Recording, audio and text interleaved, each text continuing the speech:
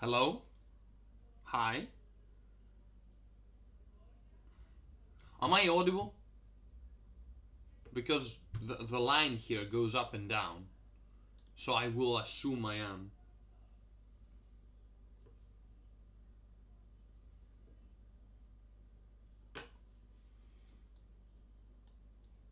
Yes. Okay. Okay. What the Oh, Jesus, no. God. Okay. Uh, okay. I'm audible now. Okay. Okay. Just give me a second to fix this. Hello and welcome to the wonderful world of my own. This time we're gonna learn about something wonderful. Okay. I will assume none of you had ever played before D&D, right? Oh,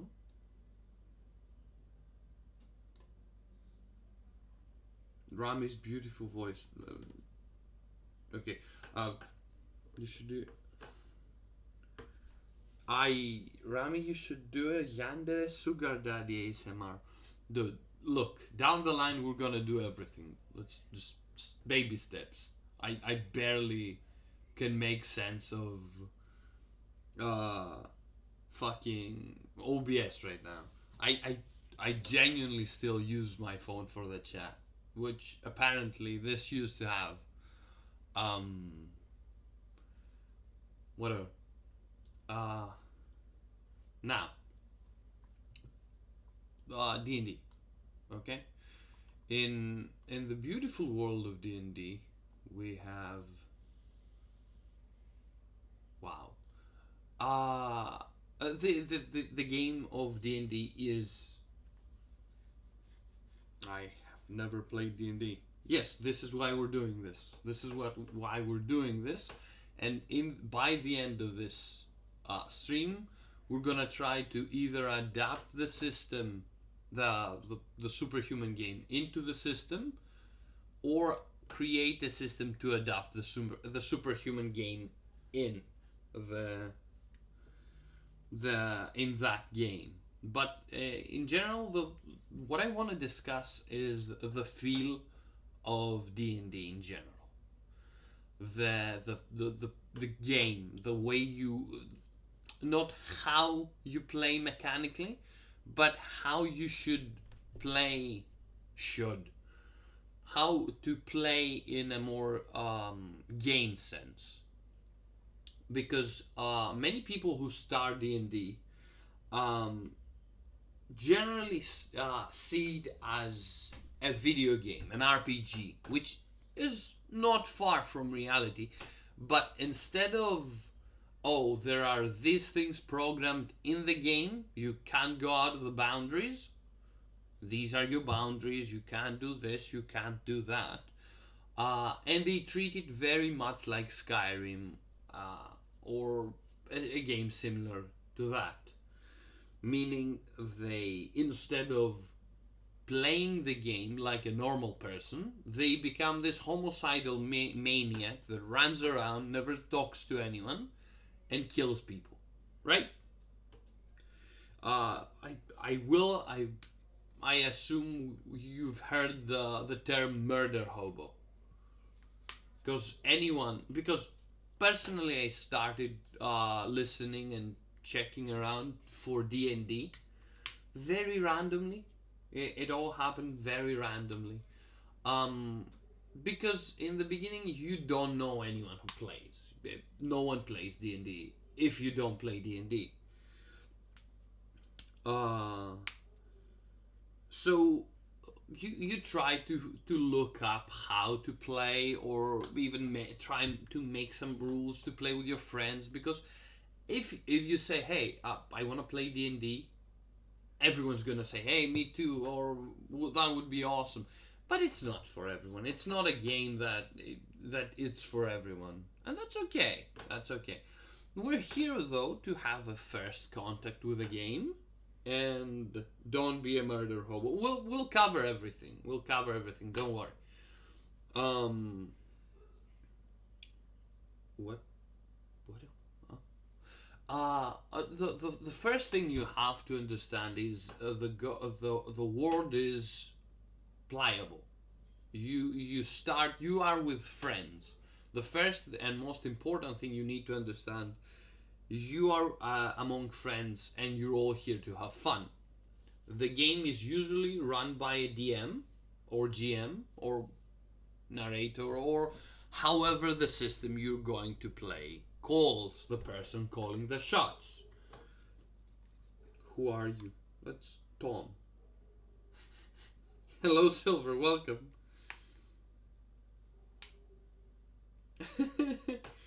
um, yeah, there is a person that represents the world. That person is basically God. He says what happens, and he is narrating the story. That is a work for someone who is more experienced, uh, has more creativity. He's more responsible usually. Whatever you want. Yeah, I'm not gonna FM. Yeah, okay. Um, he's the most responsible of the group, or the control freak of the group. It's one or the other. Because both. I am currently in 2 games. I've played with 5 different DMs. Um, we'll get to everything, Silver. Don't you worry. And the game largely depends on the group. This is a group game. This is a social game, meaning you can't be the protagonist and have fun, because sooner or later, you're gonna do shit and shenanigans that will draw the attention on you and make you feel like the protagonist. But sooner or later, because you play with other people, you have to understand that. Excuse me. You have to understand that if you go over the top, people are gonna get tired of you, and you're not gonna come back to the stable. A guy. Is that you, God? Not quite. Not quite. I am a mere manifestation of you. I am your conscience.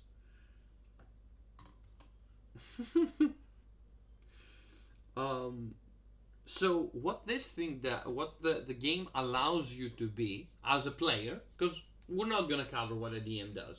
That's for something. It's for another stream. Sure, yeah, that is also a way to play. But whatever you decide to play, that is the second most important thing is to decide to be set on what you want to be. The game of D&D and most of all of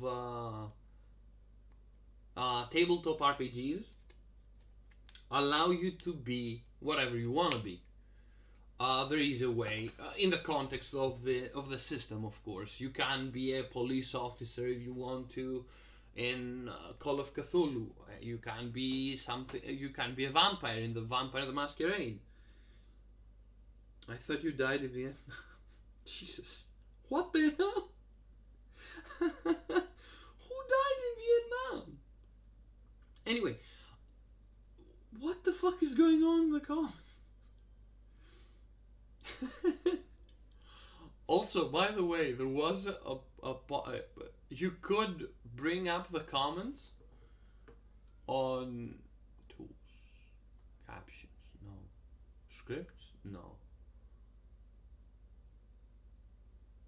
Anyway, I'm gonna be on all flat man. You can be anything you actually want. You talk with your dungeon master, and you going on, and you go on with the rest of the thing you want to do. Why we are in here? This is the online platform most commonly used. This is Roll20. I think it's the easiest to talk about the layout and the feeling of the game using this platform, because unless you find a group IRL, Hello, hello, Marks. Unless you find a group IRL, um, you can. This is the freedom that exists within a game you play with your friends. A video game doesn't allow you to do things that aren't programmed in it. But if your friend is the dungeon master, that is kind of difficult, especially fucking. Uh, what happens is, if you're friends with a DM, and in the context of the story you can be a monster, you can. Uh, the the crux of the thing is that no matter what, you have to play along with the others, just like the others will play along with you. I mean, you can very easily play along and recreate the whole fear and hunger game, which I'm gonna call you Carl from now. Okay, okay. um, you can very easily recreate the world of fear and hunger and create a character there, which, sure, but why would you want to do that? We want to play games to have fun. God, not call him Timmy. Did he dox you? Is your name Timmy or is your name Carl? Not even close to my real name. Damn it. Boys, we need to try hard.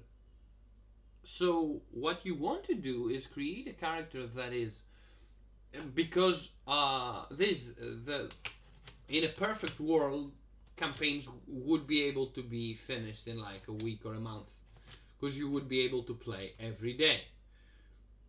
The terrible thing is that that's not real.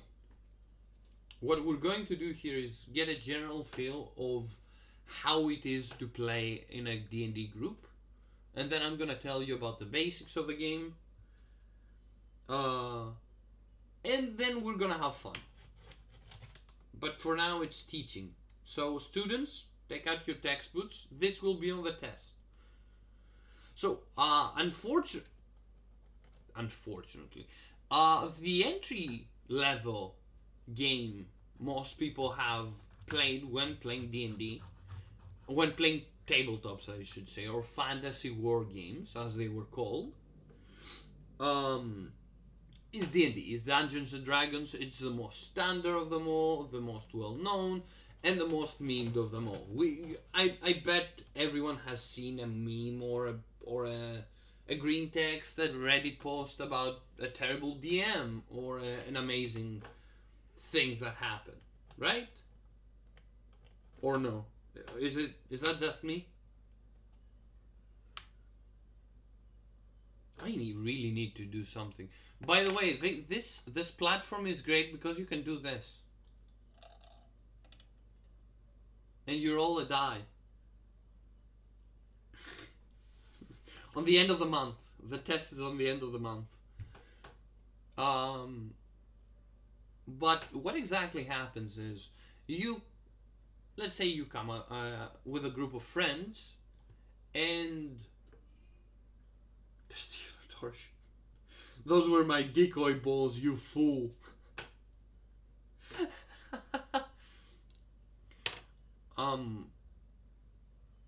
What?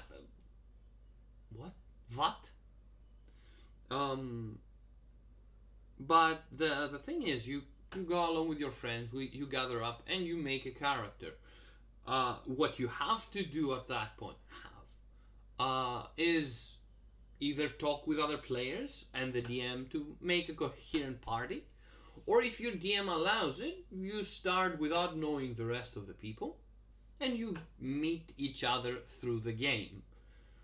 Now the character you're gonna play, you're gonna stuck with, unless your DM is a psychopath and wants to kill all of you. Usually DMs don't kill players that easily. I mean, you can be that cool guy that says, "Oh, I am a ruthless DM and my puzzles are very difficult." But again, the problem is that if you do that, at some point players are gonna get tired because they don't get any wins, they only get losses, and the thing becomes tiring. Um, After that, you need to understand, you need to see uh, what you want to do in a game. Usually, the game will have a story you want to play, a module you want to run, um, that you will have to follow or not, depends on the players, and that will help you adapt to the gameplay and follow along the story. A good DM adapts to the needs of the player. A good player follows their DM. It's a give and take relationship. So, uh, am I audible, or is this gone?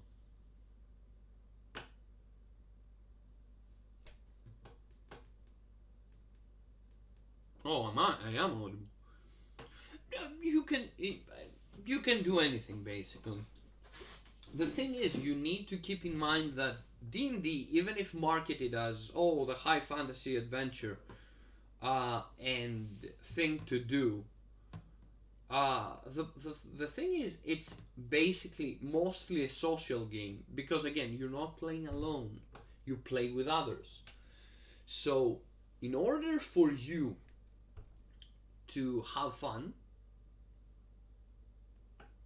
thank you. That we hear you, Rami. We just listening intently.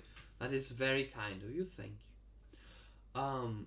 But in order for you to have fun, the others need to have fun as well. This is a group project, and if only one works on it, no work is going to be done.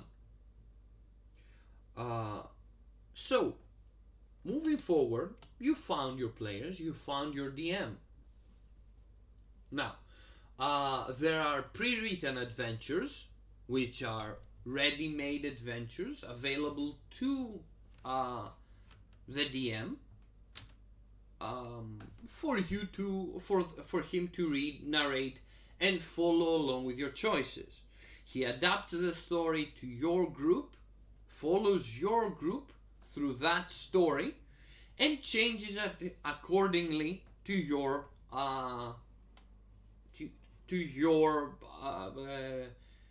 actions. To your actions, the world reacts to it. A good DM will make this feel like a true adventure, like your actions have meaning, they have weight behind them, and there is reason, and you do something that matters. A bad DM will make the opposite. Happen. For example, a good DM will make the world feel alive. He will make a forest feel like a forest. He will make a town, a city feel like a town or a city. A bad DM will make both these places feel like a corridor. You just walk and go through it.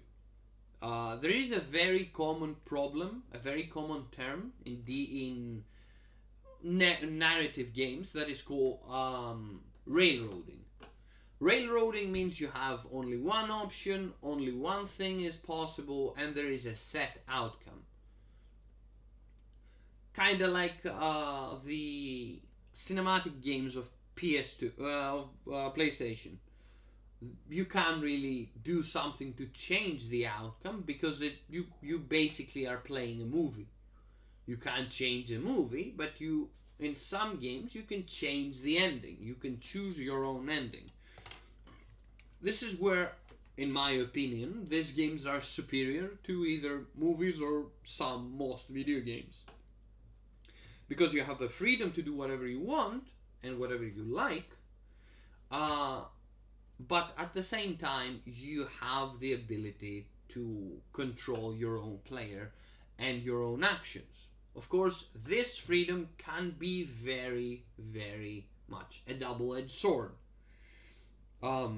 Meaning that, I have the ability to make whatever I want, so I will make something that I find funny or entertaining, while the others find it tiring. You have to have the third most important thing in this kind of groups are communication. Because unlike a group of friends, when you can say, hey, I don't like this guy, let's cut him off, this can happen, of course. If someone's a dick, you just beat him out. But just like in a group project, you need to have good communication with the rest of the people. If something is annoying you, you should speak up. If you have a problem, you should talk to your DM. This is good. This is generally good stuff, not only for D&D. If you have a problem with someone, the best thing is to talk to them. If you have a problem in a group or in a work environment, you should talk to the superior or the person managing the group. This is good conduct. This is helping people to learn how to work. You can see that this game was made by nerds and for nerds. When charisma is a stat, you have to raise. Where it teaches, but it teaches good basics. And of course, it will give you stories, either good or bad. For example, I've been playing. I have currently 2 groups. As I said before, I played with 5 different DMs. One was some guy at a convention. The other one was some guy we find at a game house, and the other 3 were friends of mine. One of which that the group just fizzled out. This is another thing you have to be semi-expecting. That is that it is very likely a group will fizzle out, because the last thing in this quite big list is timing. For the session to happen, you need several people that play. Usually the best groups are around 4 people and a DM, because are easily coordinatable. Because a group with 6 players is both difficult for the DM, but also very difficult to come together. There are ways to circumvent this, like, oh, you 2 are together, you 2 are together, you break the group down, and you play with all of them in the same world, making a progression that will sooner or later coalesce into a coherent game, which usually in such situations are the final last sessions. But every group comes together, they fight, they talk, they figure it out. So, now, moving on to the most mechanical things in the game. The D&D system is a D20 system. D20 means the die. You roll the D20, a 20-sided icosahedron, with ikosi meaning 20 in Greek, and hedron meaning is derived from the Greek word which is side, edra, which means side, as I said. 20-sided die, you roll, you add your modifiers, we'll talk about them later. Yeah, honestly, the biggest fear, the biggest problem in D&D is getting an addiction to rolling and buying dice. I personally have only two sets, because each set has one of these and one of each, basically. You get a D4, a D6, a D8, a D10, a D12, D20, and a D100. excuse me. Uh, I only have 2 sets of dice, but a friend of mine I think has 15 or 16. If I get the big number, what happens? It depends on the die, but usually the D20. Let me just roll. Let me just roll again.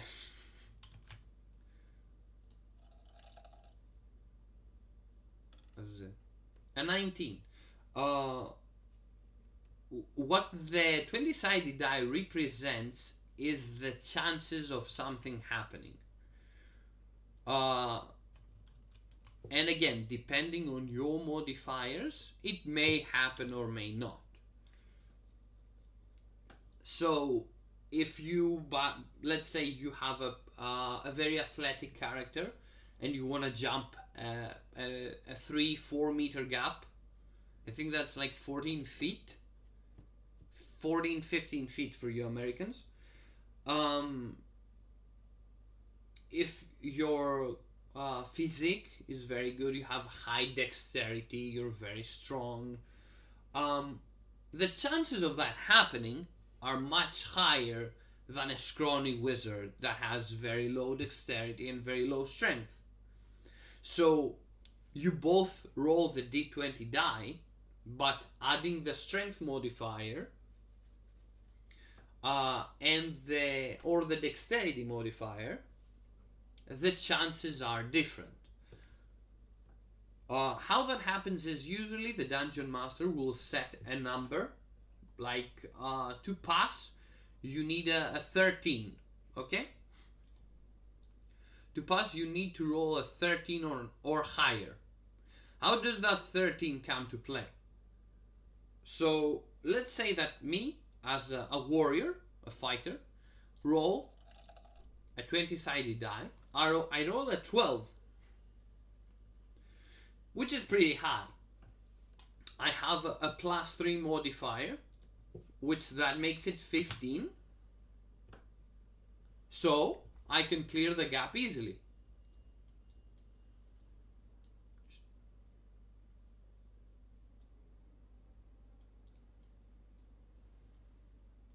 Give me a second.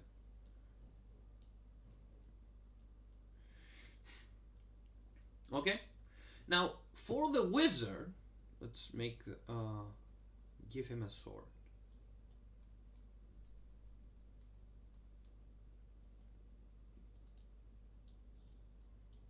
Picasso, by the way.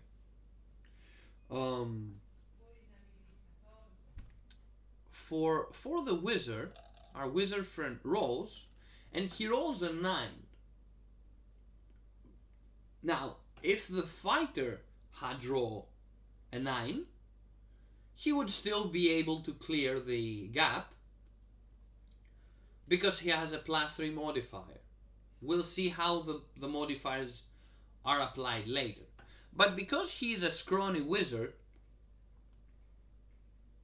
give him a dick. No, I don't. No, he's wearing pants. Here, he's wearing nice pantaloons. No, this is just ugly.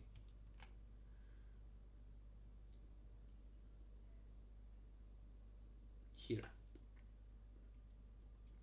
But if the wizard has a fart spell that acts as a double jump, we're not looking at spells right now, so he can't cast the spell right now. So the wizard though he is very scrawny. He wasted all of his life studying or something dumb like that. So he falls down. Let's see. This is a hat.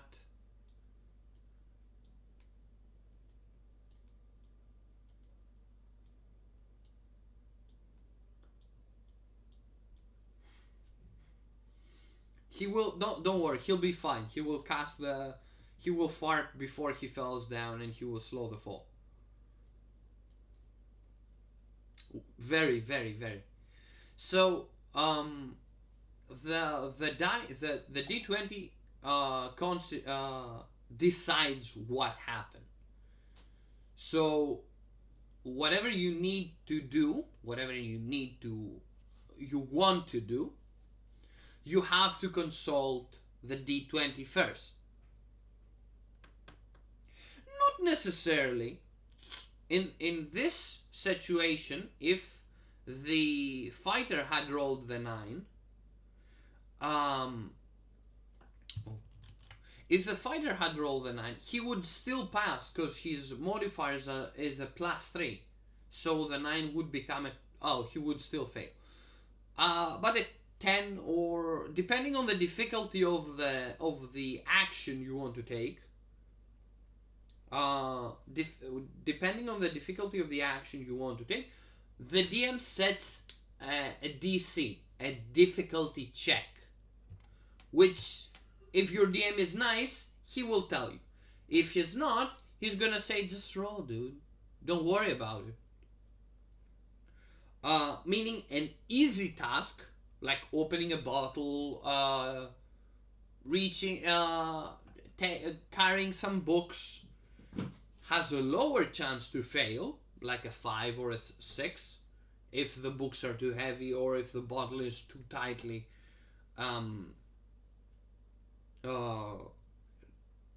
sealed, I guess. But a difficult task, like a triple somersault, has a higher difficulty check. Now, we talked about them in a bit. So, going draw mustache on the king. There is no king yet. Let's see.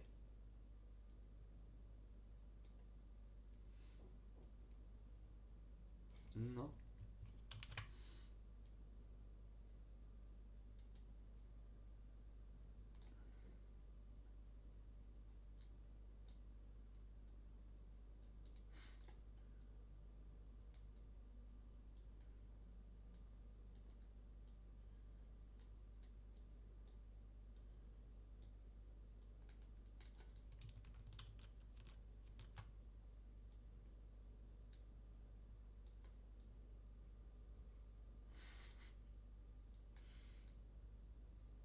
There we go.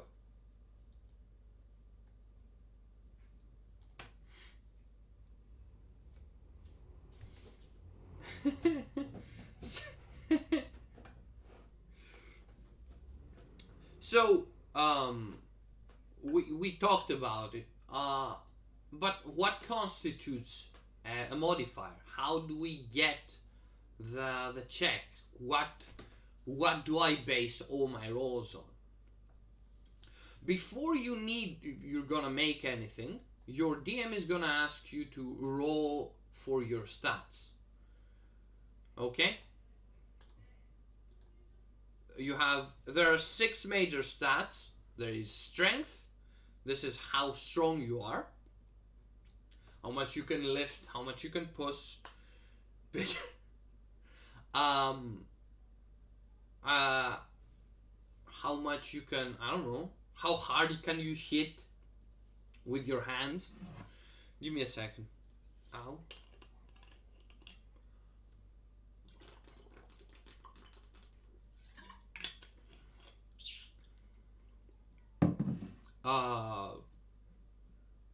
What else does strength is used for?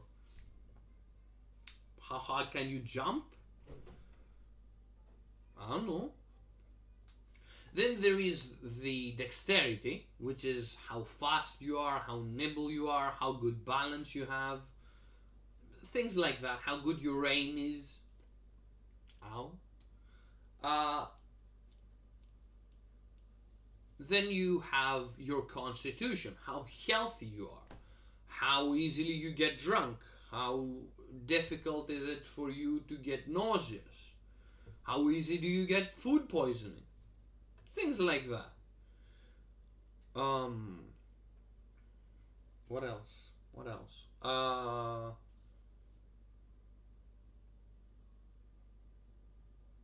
What else is constitution used for? How easily do you resist a poison?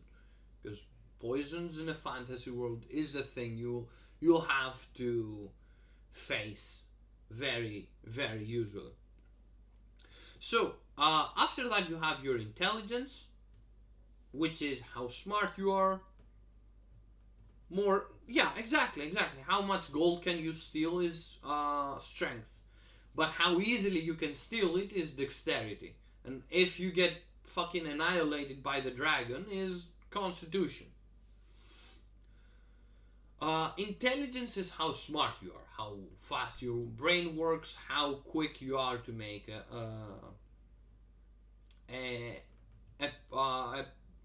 good to notice something. Anyway, always dumping. Yeah, we're gonna talk about things like that later.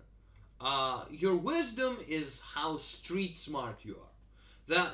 The split here is very dumb, but they wanted to have three physical and three mental stats. So yeah. So your wisdom is your street smart. How smart you are considering the situation. How perceptive you may be. How quick you are to make a good decision. How easy is it for you to get a headache or resist a mental attack? This comes from wisdom. Don't need it, of course. Um, this is, funnily enough, more useful than intelligence in most situations, because most mental attacks and spells are pitted against your wisdom. Yeah, it's basically the life experience you have. Okay, bye bye, Silver. Thank you for coming. It was great having you here. Actually, thank you. Thank you for coming. Um, after the wisdom, we have the final stat, which is charisma, which is one of the more important stats because bye bye because it's basically what you use to talk to others. It's how good you are at talking, how fast you can, how easily you can sway someone else, how easily you can lie to people. Mwah, smooches. How easily you can lie to people, how well you can perform everything. There is a skill called performance that uses your charisma. So it's basically, this is the template. Everything else derives from these 6 numbers. How do you roll? How do you get your stats though? There are several ways. There is point buy, which basically the higher the point you want to put. So let's say you start with 10. Intimidation is stupid. Yeah, we'll get to that. We'll explain the skills later. The higher you want to raise a stat, the higher the cost. You get a set number of points. I think 28, and you need to allot them equally. There is a very generous one, which is roll 2d20s and keep the higher. So in this case, if we roll for stats, I would keep the 18. So I would be able to. Oh, the stats, by the way, max out at 20. I think this is I think this needs to be told.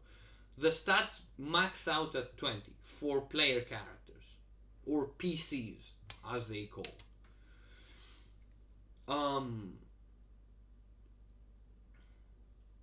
You roll, or there is the more quote unquote balanced one, where you roll 4d6s and you choose the 3 higher. So in this case, we drop the 2 and keep 3, 4, and 6, giving us a stat of 13.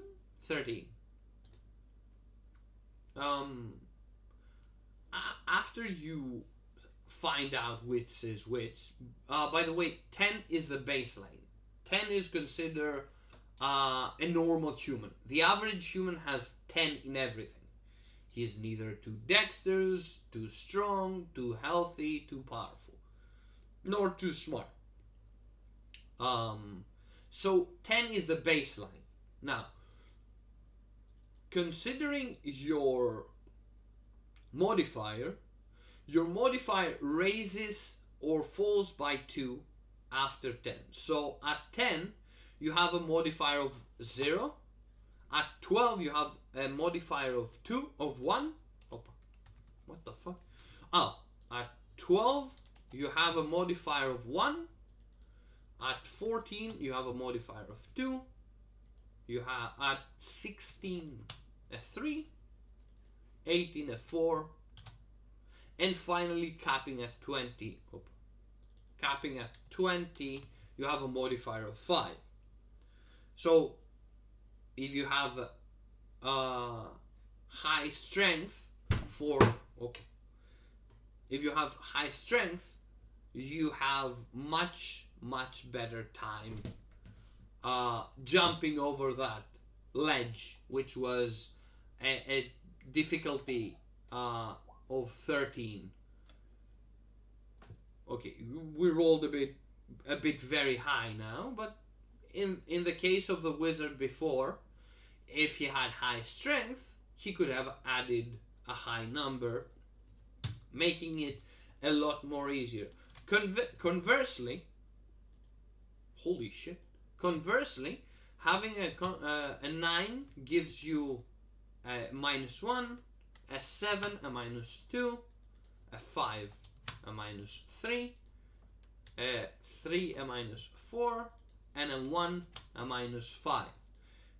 If you fall to 0, if a stat falls to 0, which is very rare but can happen, your character dies. It's very difficult to happen, but in very niche cases it does happen. So you're gonna say now, okay, that's all and well.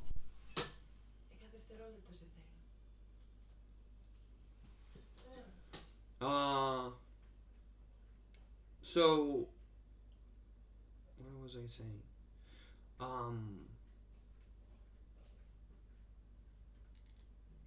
Stroke, exactly. Yeah. What do you do with this? With these stats? These stats are used for the skill. Everything else here is derived from these stats, except this. Proficiency bonus is the next most important things. We're level 1 currently, so the proficiency bonus is 2. Every, I think, 4 levels,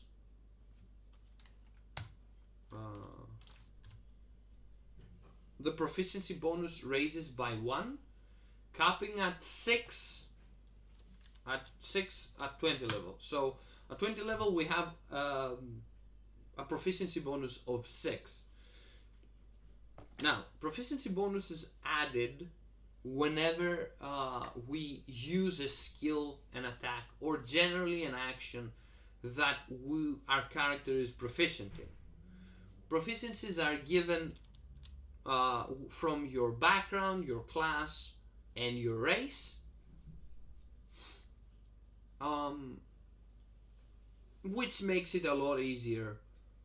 You don't just pick at random. So when creating a character, let's say we made our king here.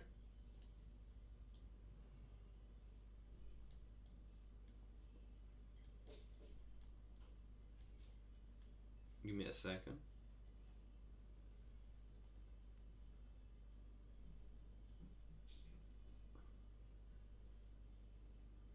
We make a king here. Our king is very strong, so he has 20 strength. He is not very nimble, because he is a large fella, but he's still faster and more dexterous than the average man.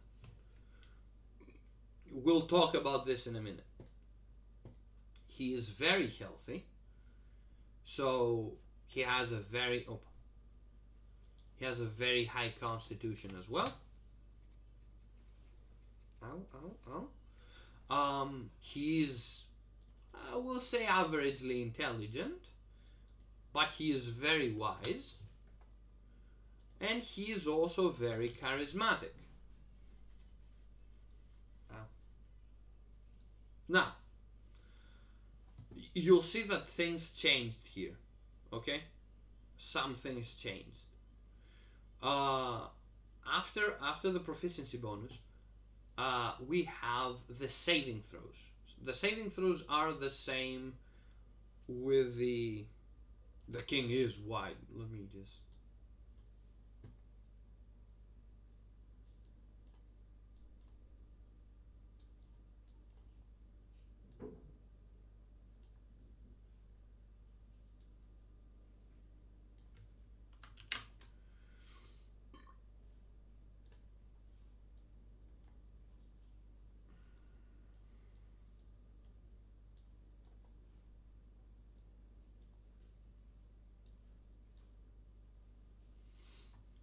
Oh,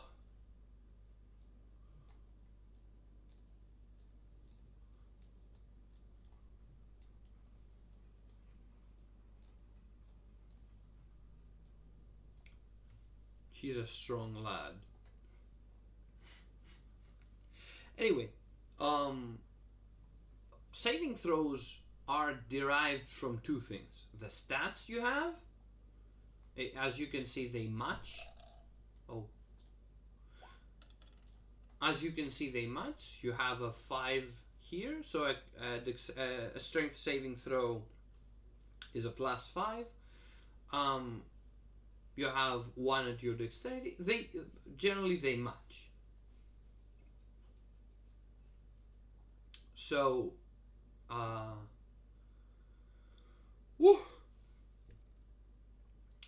do you find what saving throw you roll?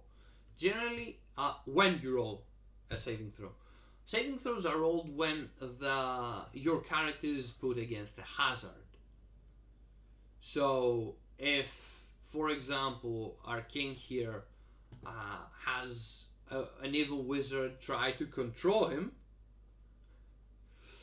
he will roll a wisdom saving throw to resist the control of the other wizard. If he is about to fall down, he will roll a dexterity saving throw. If he is poisoned, he will roll a constitution saving throw. And so on and so forth. Now, you can have proficiency in saving throws, but that is determined by your class. Each class gets 2, and later on some get more. Make King Cock. He doesn't. It doesn't fit. He's too big.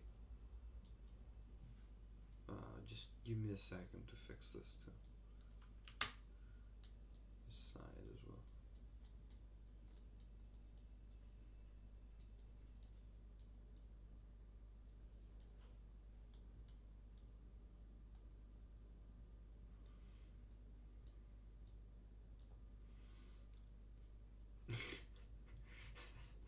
He doesn't have a beard.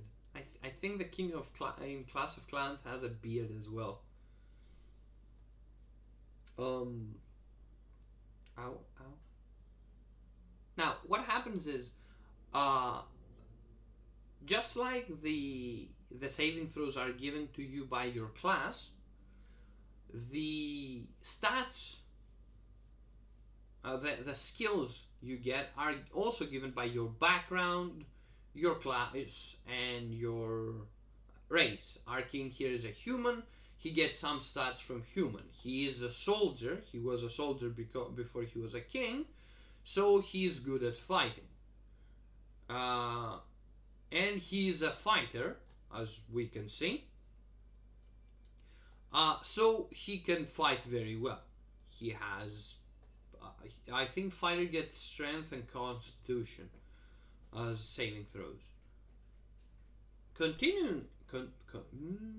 Continuing off of that, we have the skills. There are acrobatics, which is, I think it's very, very easy to understand what they do. If you want to jump and do a somersault, it's acrobatics.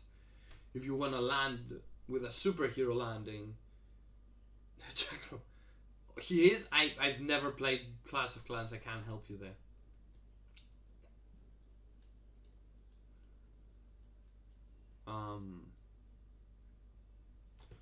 What was I saying? Yeah. Then there's animal handling. It's, I don't know if you can see, but its skill is connected to a stat. For example, acrobatics, it's obviously dex. Animal handling is wisdom. It's wisdom, isn't it?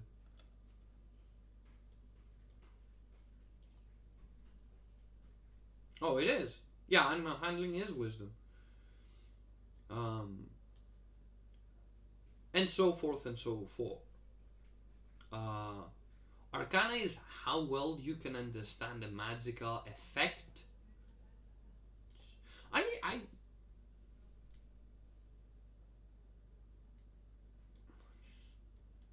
no.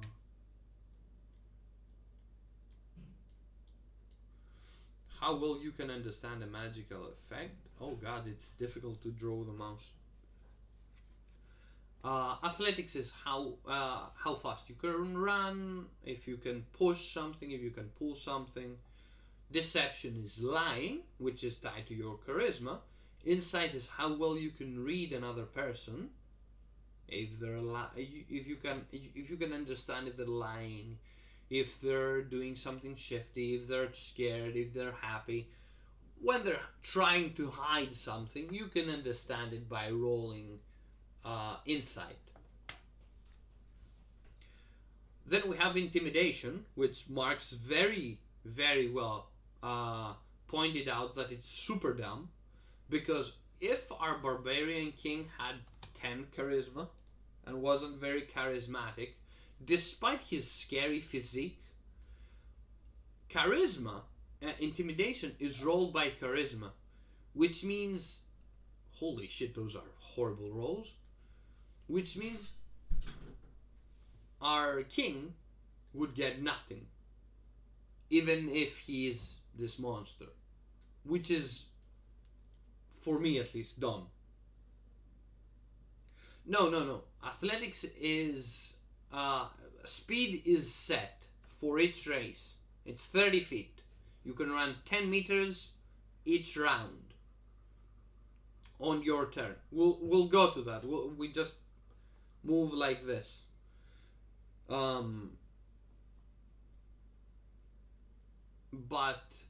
instead, what the DM may ask you, if you want to make several actions or react to something, the DM may ask for an athletics check. For example, if someone's about to fall, you may roll an athletics check to see how fast you can react so you can grab him. Yeah. That's basically D&D.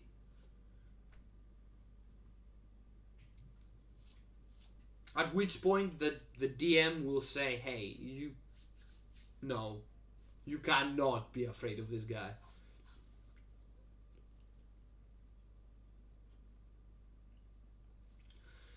So then there's investigation, which is handling something to find, handling a box to see how it opens. That's investigation. Touching a wall to see if there is a secret brick you can push and reveal the secret passage. That's investigation.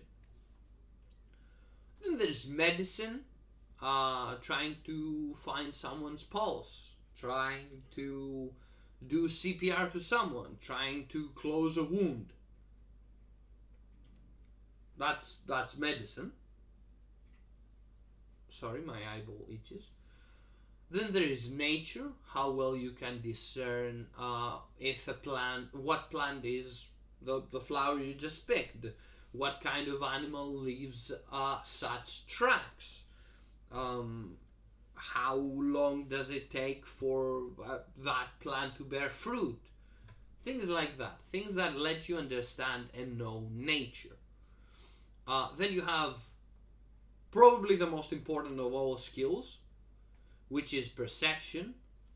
Now, why do I say that this is probably the most important of all skills? Because everything your DM wants to quote unquote hide from you can be seen with perception. Perception is basically looking around. Hey, I'm out. Uh, I've taken guard duty on the camp. Everyone else is sleeping, and you hear a weird noise. Oh, I roll a perception check.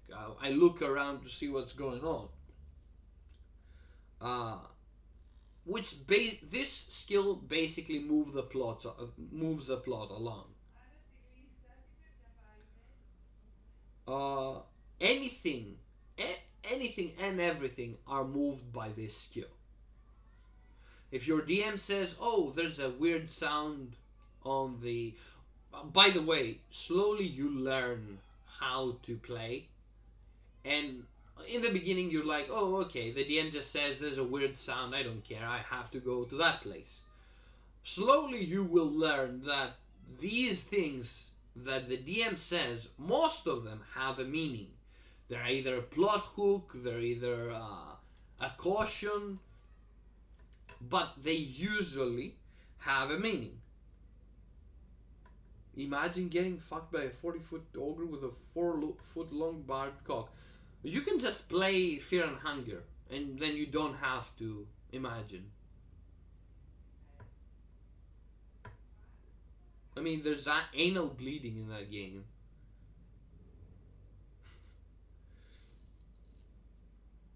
Uh,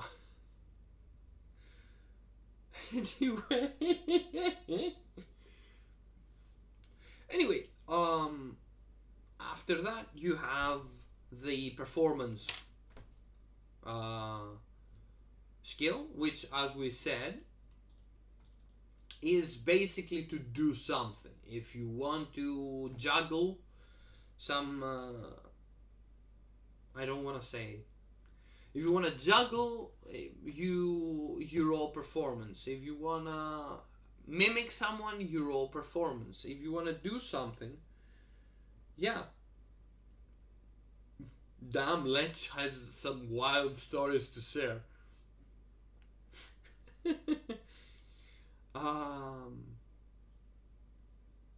Yeah, performance is basically mimicking and doing stuff. Talking about things, explaining stuff, mimicking, trying to do something. Most of the times require performance. After that, it's the second most important skill in the game, which is persuasion. When you try to make someone not kill you, you roll persuasion. When you try to make I thought Orion was a shorty. Damn. Outed like that, huh? No mercy. No, my man is tall. He's a short king. Don't talk about him like that. Yeah, you move. You want to talk to someone. You want to convince the merchant to sell you stuff at a lower price. You roll persuasion. You want to talk to the bandit captain not to kill you and steal your stuff. You roll persuasion. You want to anything you want to do, you roll a persuasion. If you want to talk to someone and speak the truth. If you want to lie, you roll deception. It's one or the other. Then religion, which is how well you know certain things about religions. Knowing that in winter months we have Christmas, and Christmas is a Christian holiday, is religion. Knowing that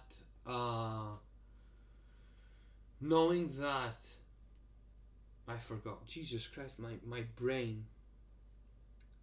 Orion is not the only. Jesus Christ. Oh my god. What a ride, huh? What a ride.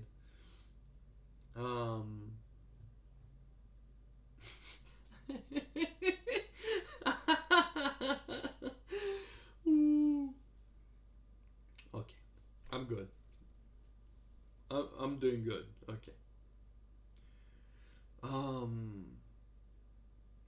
So what goes after that? What goes on later is yeah. Things about religion. You roll a religion to know which god that religion praises, worships is a religion check. After that, we have sleight of hand, which is, doing stuff with your hands, pickpocketing, stealing, all the good stuff. That is sleight of hand.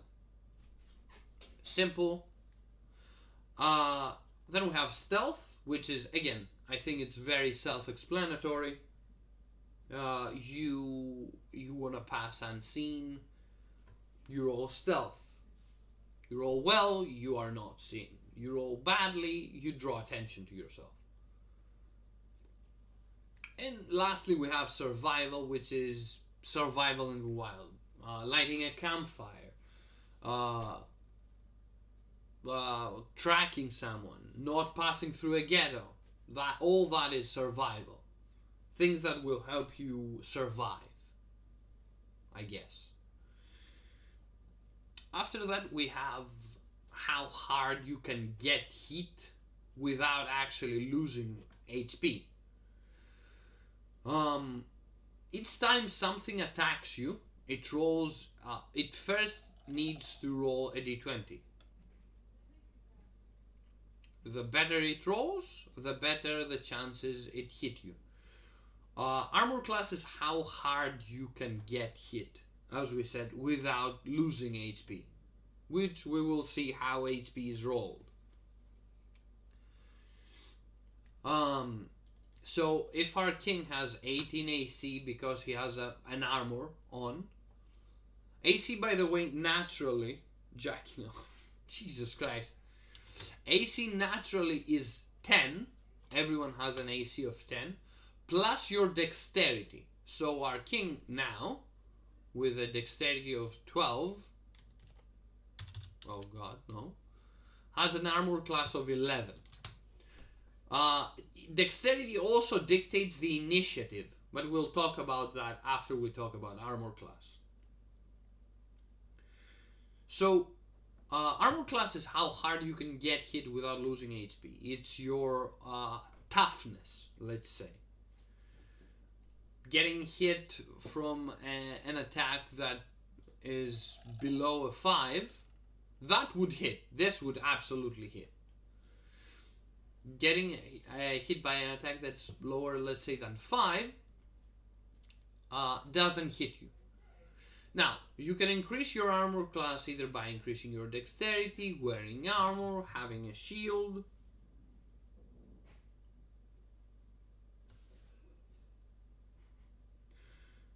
There are several ways. Some classes get an extra AC from a different stat.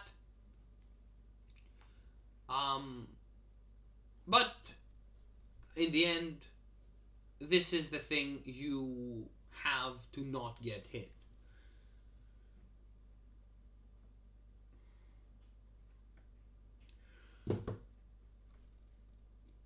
If you do get hit, if the opponent manages to bypass your AC, dude, come on, you rolled a 15 before. Okay, let's say they do bypass your AC. To beat your AC, they need to either roll equal or higher. So an 11 would hit the king.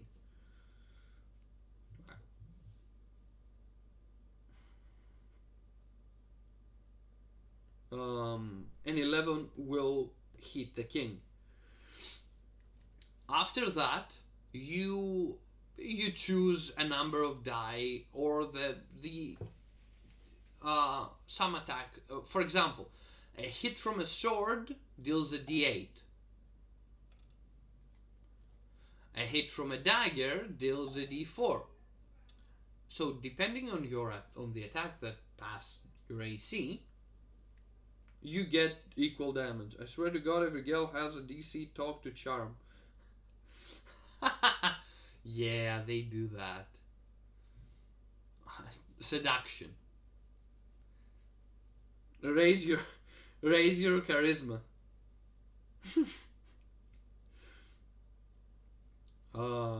That's the only thing I have to say. So, if they do manage to bypass your AC, what you can do after that, what they can do is roll for damage. Let's say the king is attacked by an assassin with a dagger. Bro, wait, give me a second. I'll fix it. Okay.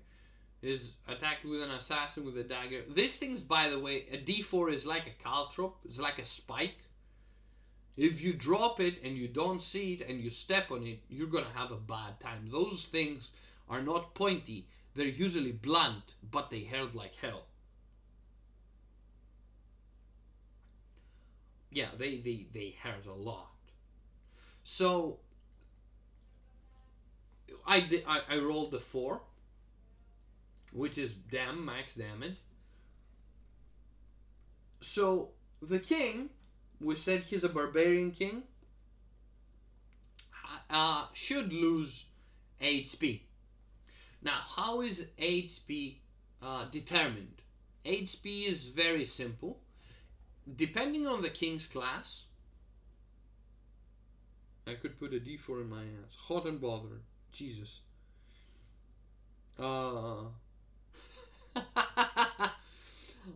Depending on the king's class, he gets one of these 3 dice, these 4, to roll for HP. We said he's a barbarian, he rolls the barbarian die.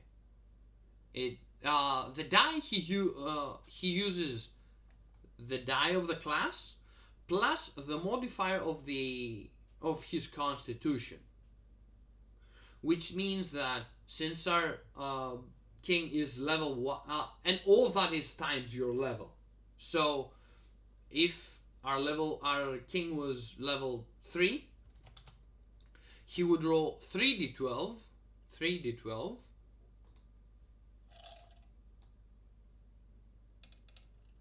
Whoa, these are horrible rolls. Which are 18 plus 3 times his constitution modifier, which 3 times 4 is 12, 12 and 18 maxes out at 30. So our king has an HP of 30. Okay? He took 4 damage. Now, to attack you do the same. You roll. Oh, wait. This is a good roll, by the way. So, in battle, and some people do, some DMs do that in conversations as well, because it gives a flow in the game. For example, if we're to play, let's says he doesn't want to use voice chat, right? Which race is your favorite? Elves. It's not even a context.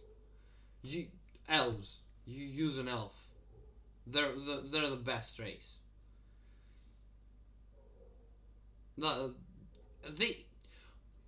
Despite ignoring everything else, an elf is the only race you can fucking adventure forever. An elephant man. Elephant men are cool.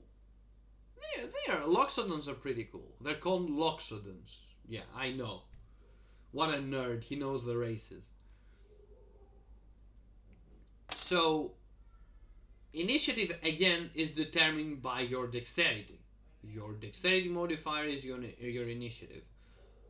Again, some classes get some bonuses, shit like that, but we're not gonna discuss that.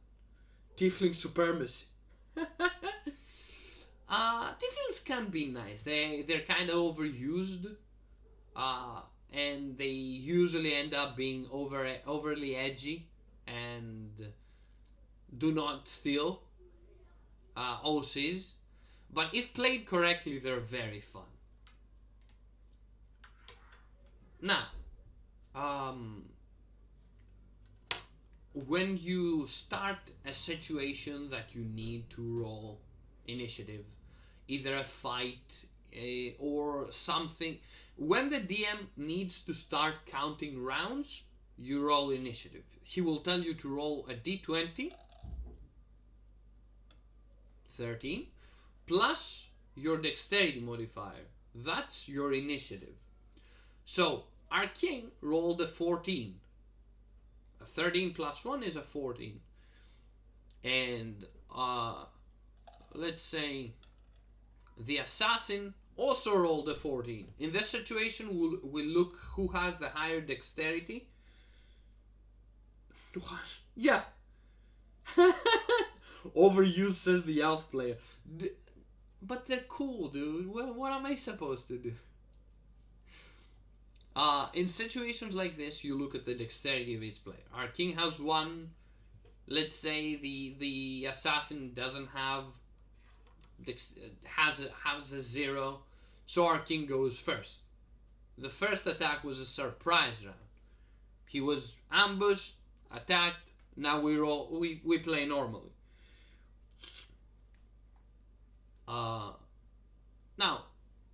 you use your main stat depending again on your class. Wizards use intelligence, warriors, barbarians, and many others use strength or dexterity. Usually you use either intelligence, wisdom, and charisma for magical attacks, and dexterity or strength for physical attacks. To punch someone, you mostly use strength. To kick someone, strength. To slash at someone, strength. To stab someone, it's usually dexterity, but you get the point. Now, our king beat up the assassin. The assassin died, ran away. We don't care in this scenario. How does one regain HP? Out of the 30 he has, he is at 26.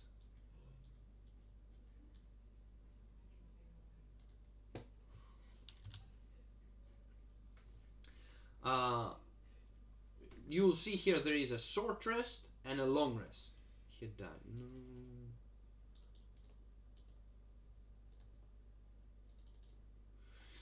A short rest is you sit back, relax for a while, and then go on. It's around 2 to 4 hours, while a long rest is 6 to 8. Short rest gives you some of the benefits, meaning some abilities may recharge, some powers may recharge, you may have some powers back, and to heal HP in a short rest, be racist to say that Tom will like goblins. No, it will probably be true. There are many people that like goblins, actually. I personally don't, because they're kinda annoying and kinda meh and disgusting. But many people like them. Ow. So, what was I saying? Short rest. Yeah, to heal in. Oh. Yay! To heal in a short rest, you roll a hit die, which is the die you roll for. The die you roll for HP, which is in this case a 12. As many as you want, to the maximum of your level. You have hit die available equal to your level. In this case, we have 3. So our king has 3 dice to roll at a maximum of 30. Oh my god.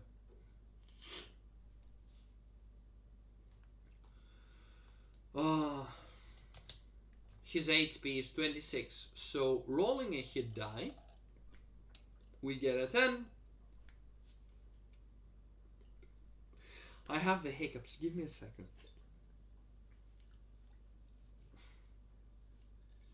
Jesus.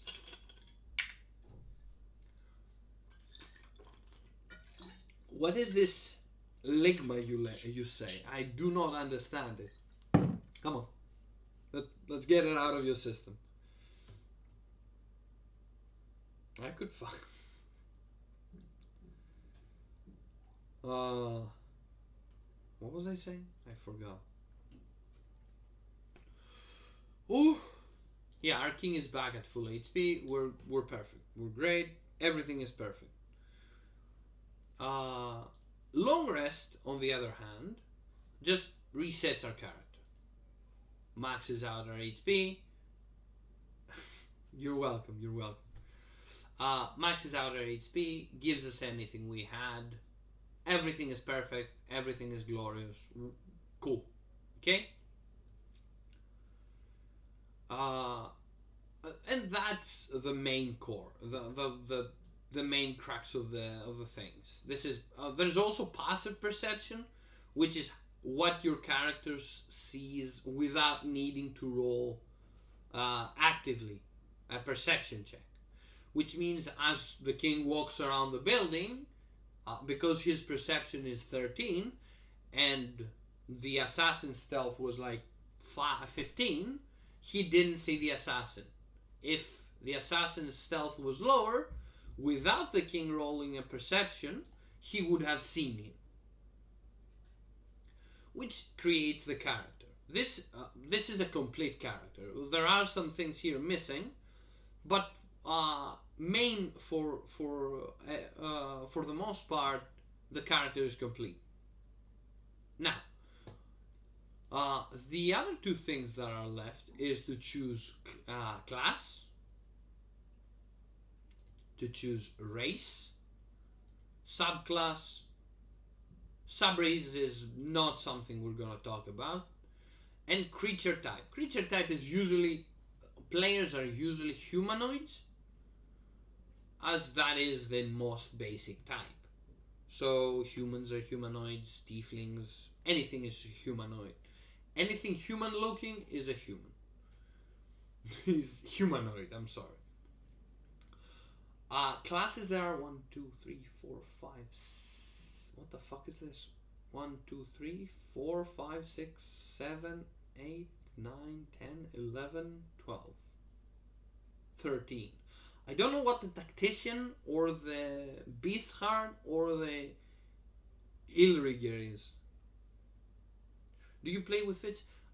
Yeah, we're gonna talk about classes and level ups, and feats are gonna be mentioned. I think feats are very fun to use, and the current DM I have does this a very nice thing on level up, where you get the ability to score improvement, which is the you can forgo if you want. You can forgo for a feat. He goes like, you can choose both a feat without the stat ups and get the ability to score improvement, which allows you to pick feats that you normally wouldn't. We'll go forward to this. So, the classes now are 13, as we said. I don't know what these three are: the tactician, the illrigger, and the beast heart. No idea. But very, very, very, very, very fast, very rapid fire. The artificer is basically someone who is like an inventor. They have access to magic, but not in the same way a wizard or a sorcerer or a warlock might, but instead they do it through science. Oh, I blended these chemicals together, I threw them, that's a fireball. I used these conductors and shot out a lightning, that's lightning bolt, etc., etc. The bard is the classic. The bard is what's the bard friend from Jaskier? Dandelion. Dandelion. Yeah, the bard class is basically Dandelion. The musician, the artist, the guy that sits back and goes like, "Go fighter, you can do it," and doesn't do anything, and in the end goes, "Whoo! It was a tiring battle. We won, not you. We." Can only see the characters. Oh fuck. Well, the booth. Let's do this. D-wiki dot. Okay, there is this site, which is basically where you can get everything. Fuck. Wait. Give me a second to see if the string changes as well. Okay. Which basically has everything. If you want to see, for example, if you want to see something extra, something more on this, this is the place to do it. It has all the spells in the game. It has the races, backgrounds, classes, items, everything. Everything is here. All these that are here, except these two, all these are the official stuff. Anything other than that, anything extra, you will find outside this site. Testicular torsion chamber. What the fuck? Anything else is fan made, or in D&D terms, it's homebrewed, which is, as you can see here, changes, maybe new classes, new stuff, revisions of all stuff. Changes and extra things are considered homebrew. Some people play with homebrew, some people don't. Personally, I enjoy them if they're normal and they don't create a problem for the game.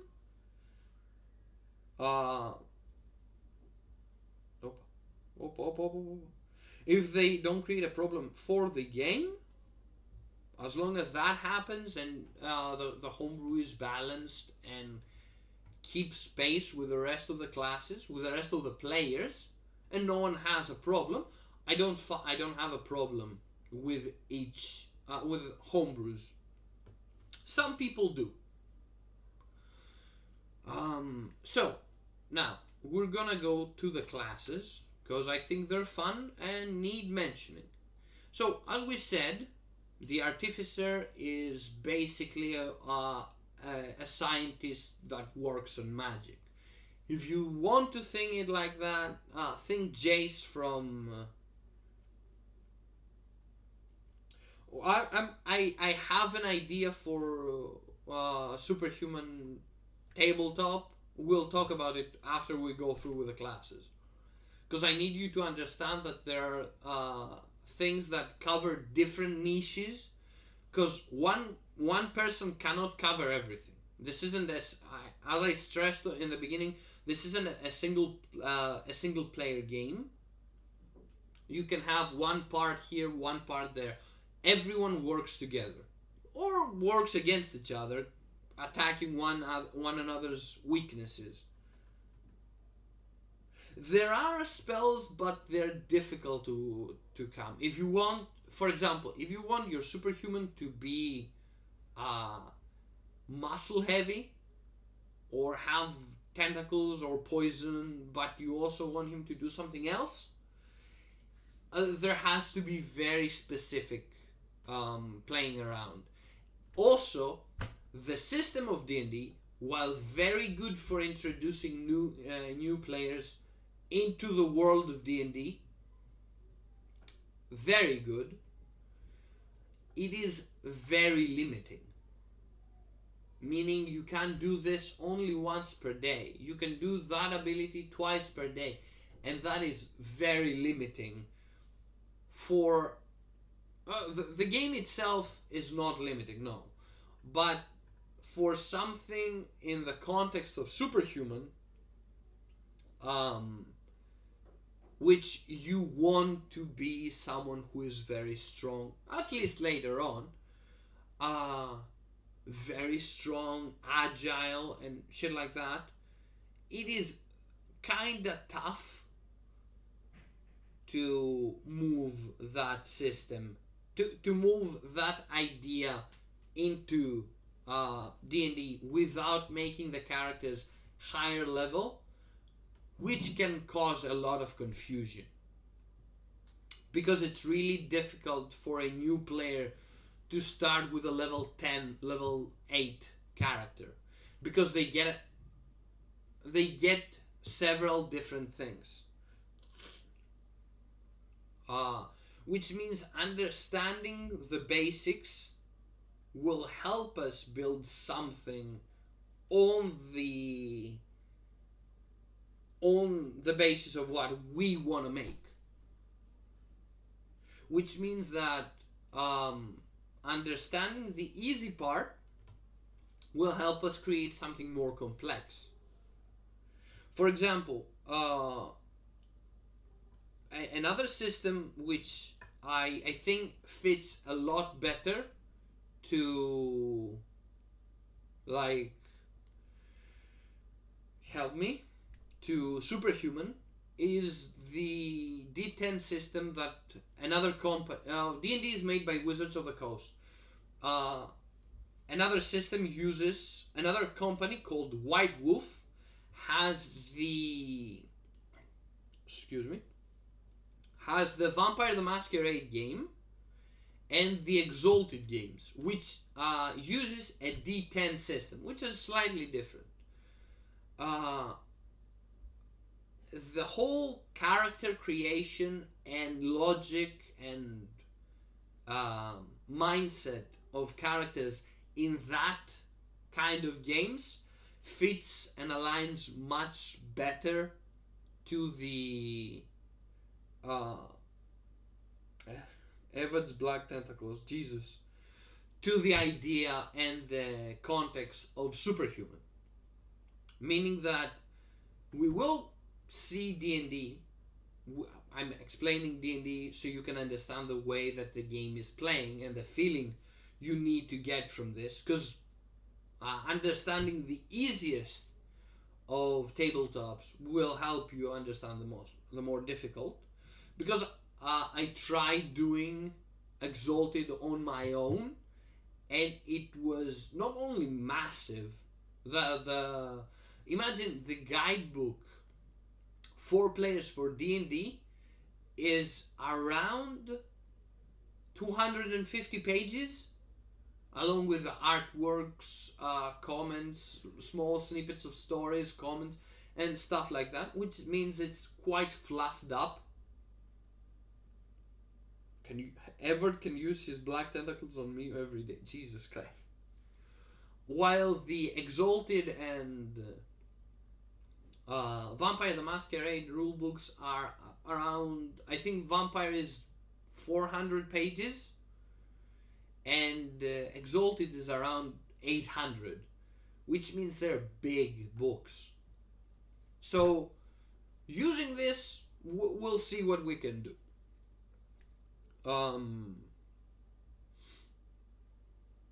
Yeah.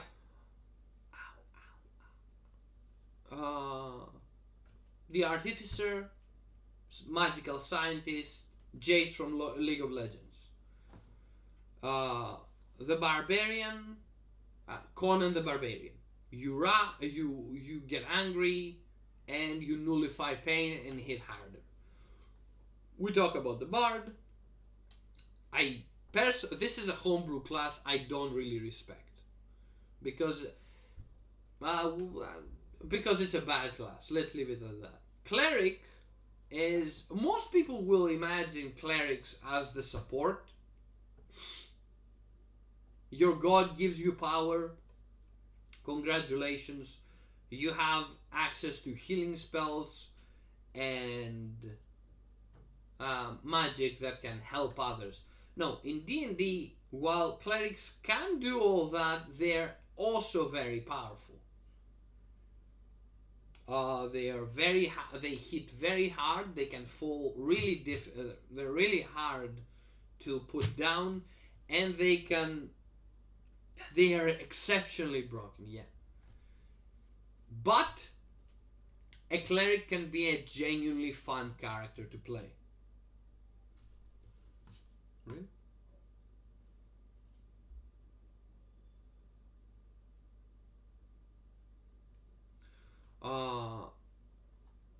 Yeah, a cleric can be a really fun character to play because exactly they have many subclasses. You choose only one for each subclass. I'm not gonna go over them because, as you can see, there are many. But each one, you can't change your subclass. You have to keep that and keep going. Genuinely, they are God. As a cleric, you follow a certain god. That god gives you his access to his domain, and you beat people with the power of Christ. You basically get God and anime on your side.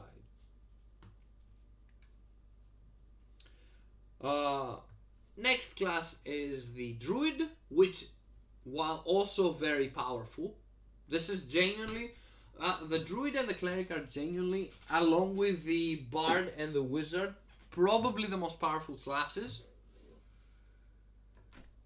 Ella the Goddess, sure, yeah. Probably the most powerful class, along with, as we said, Clerics, Wizards, and Bards.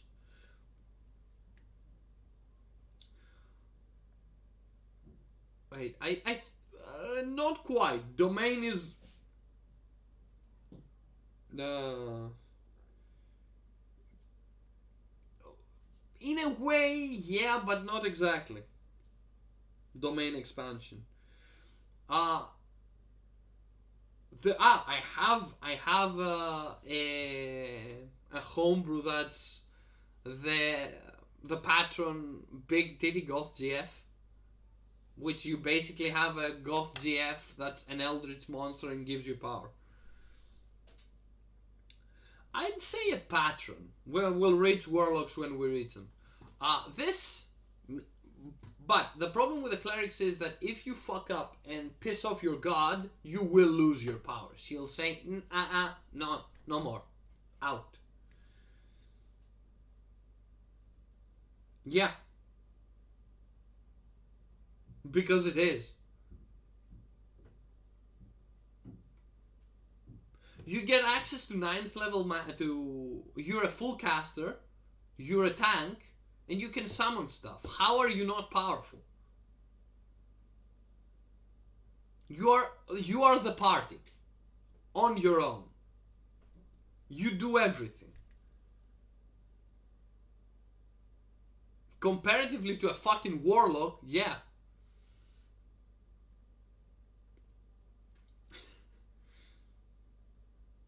Yeah. Look. The problem with each class is that Wizards of the Coast gave each class a very certain niche.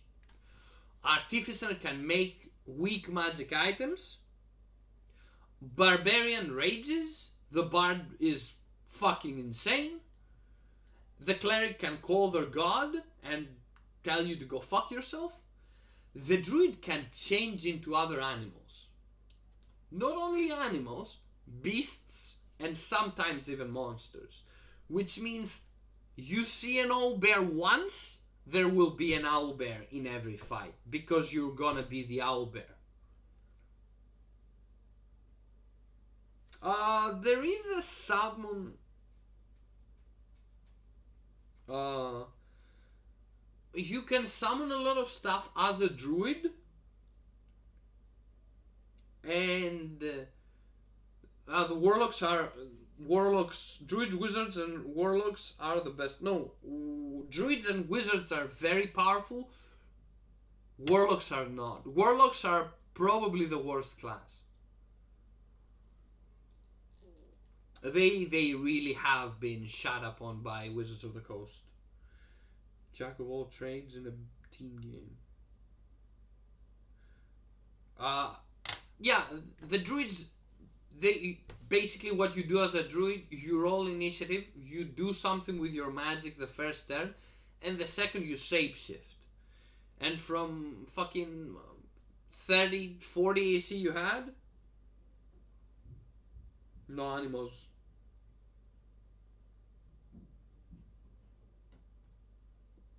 Yellow gays and black freaks. What do you mean no animals? The guy just turns into animal. What am I supposed to say? Hello, Expo.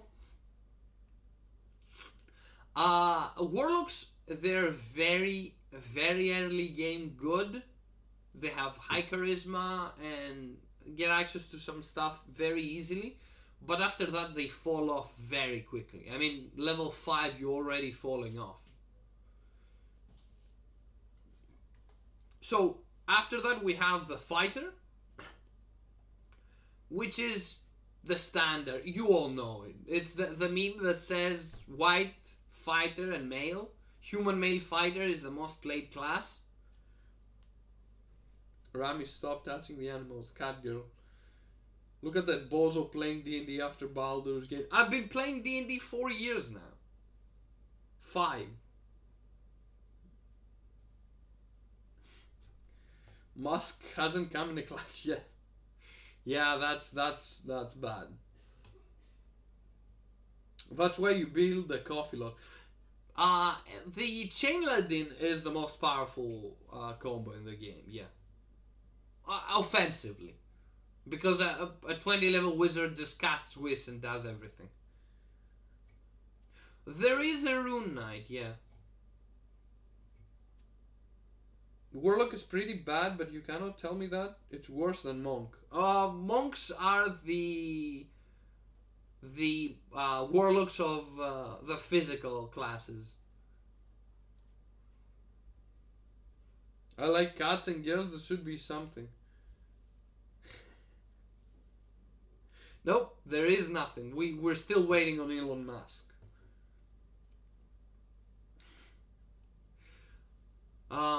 So the fighter is the bread and butter. He is the white bread. He is the cheese pizza. He is the standard. He is the golden standard. You don't know what to play fighter. He has a sword and a shield. He has a big sword. He has a club. You are the guy that hits. You are the guy that stands in front of everyone else and attacks. That is the war. That is the job of the fighter, and he does it pretty well. Ranges are also very terrible, but better than Monk because they get spellcasting. We can do a tier list afterwards. So, after that we have the Monk, which are basically Bruce Lee, but way, way, way weaker. They have great flavor. They are awful to play. They are sadly very weak.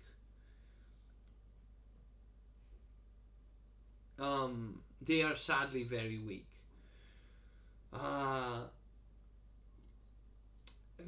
This is also because of the fact that they mainly require many high level stats. Rani the huge cockfighter. Yeah, look, in LARP, I don't know what's going on. I haven't played LARP, I don't know what's going on there. In tabletop, monks suck. And we come to the best class, because You're a holy knight. What's cooler than that? Nothing. I tell you now, nothing is cool. The guy comes in, smacks a guy with his sword, smacks a guy with his shield, says someone else, fuck you, you're going to hell, it's over. You know, it's the best class. 5 of these guys end every campaign. It is no small secret that I like the Paladin. Most people...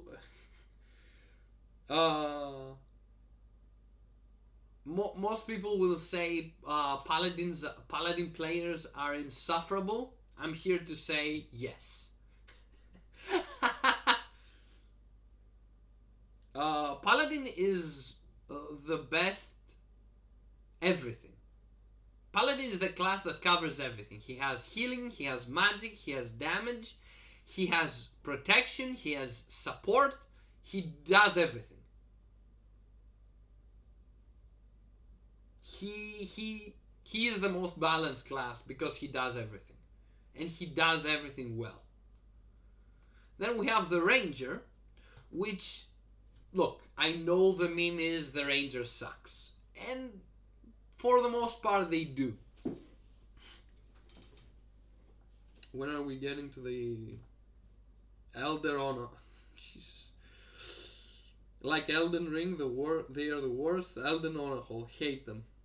When are we getting to the to the HS, to the superhuman stuff? We will get here. When we reach here, we're done, and then I'll talk about how we can move from D&D to superhuman while getting some ideas from other systems. Tom Haas, I want to learn the basics. Thank you. Now, the Ranger is... The meme goes, the Ranger is the worst class. Which is not true. Warlocks and Monks, as we said, exist. They are not bad, but their thing is that they have a quote-unquote favored enemy. That means that, hey, my Warlock is good against dragons and orcs. But if the campaign has no dragons or orcs, and it happens in a mountain where your favored terrain, because they get that as well, is a forest, you're gonna do fuck all.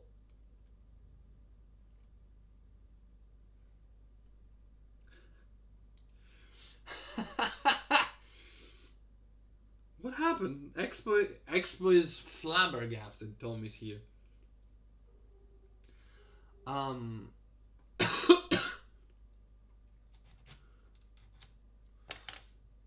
Yeah. The problem, to play a Ranger and play him well, you need to talk to your DM first. Be like, hey, I want to play a Ranger. Can I know what kind of enemies we're gonna meet? Oh, we're gonna meet this and that. Can I know where we are? Sure. Or maybe can I have a bigger array, a better...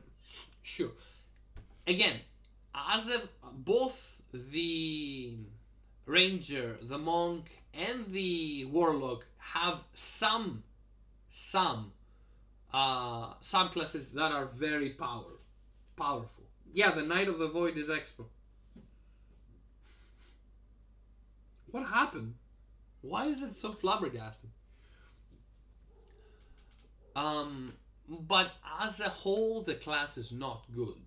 Now, after that, we move on to the Rogue, which is the same with the Fighter, but if you don't want to be on the front line, you want to be behind the enemy and stab him in the ass. You know the guys, it's the guy with a bow, it's the guy with a knife. As the others are fighting, he steals stuff and slit the throat of the enemies. No. Exposed. Yeah, it's also very basic, but I think Rogue fulfills his job very well. It's very good, very powerful class, and all in all, very fun to play. especially if you like it. Yeah, you're basically a twink with a knife that can kill everything, but if they touch you, you disintegrate. If they manage to touch you, though.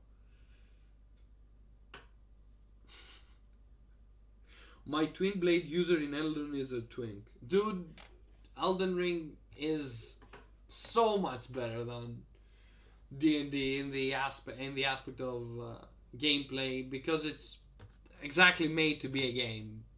But the combat is turn-based here, and the combat in Elden Ring is not. So, Twink Blade. Does it buffer for that long? Wait.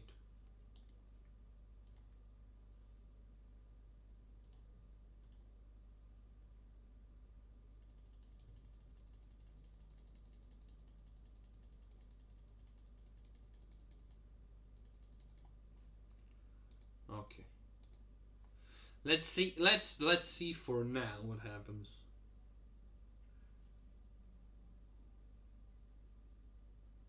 Yeah, the swashbuckler is very good. The swashbuckler is my favorite rogue as well. Get better internet. Damn. Killed immediately.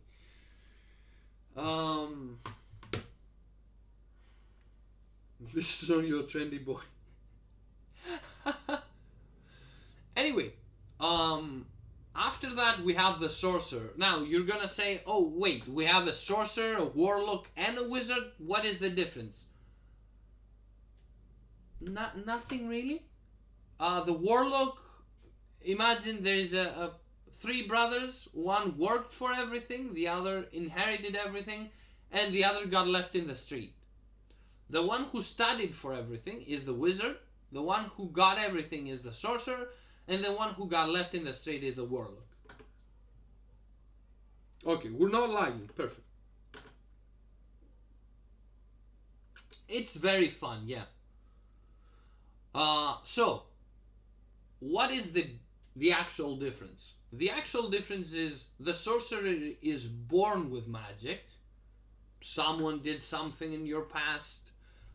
Your great-great-grandfather did the dirty with a dragon. I don't know what happened. You have the draconic bloodline. Someone fucked a storm giant. There is storm sorcery, etc., etc. You were born in the wrong time of the night. Lunar sorcery. Very simple. You say I did it, and you did it.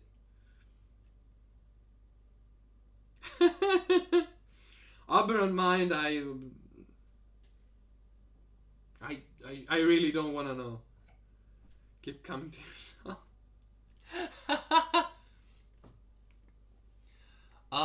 The warlock, as we said earlier, the warlock, you were a normal dude that did normal stuff, but at some point you found something that was way too powerful for you, and instead of dying to it, you just said, hey, you know what? We're gonna make a deal. The thing said, that's cool, and it gave you powers. And now you have a sugar daddy. Or a loan shark.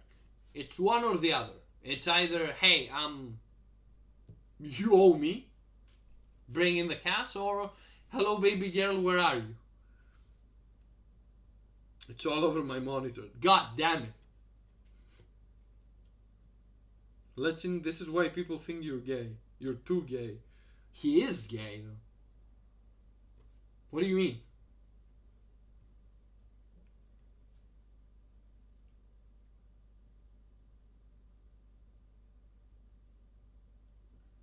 I mean, just shut down Roll20. Because it's unnecessary now. We're gonna use a calculator later. Where were we? Too gay. What is there to sing? I literally am. Yeah, that's what I say. Over the top. Anyway, going back, in the end, probably the most powerful class is the wizard. The wizard is the master of the arcane, the utility caster, the everything man. You can do everything. The wizard is powerful because exactly he always must have an answer to every problem. What does that mean? The wizard must have an answer to every problem means we're falling from the sky, I cast this spell. I'm about to die because I can't breathe, cast this spell. You have an answer for every situation. Exactly, Magic Man go brr. And you win the game. Because at later levels, wizards are impossible to defeat. Unless you go specifically for the wizard, smart positioning, and actively go against your players to have someone die, they will not die. He is the wizard is really the fighter of the casters. Yeah, but unlike the fighter, he is extensively more powerful.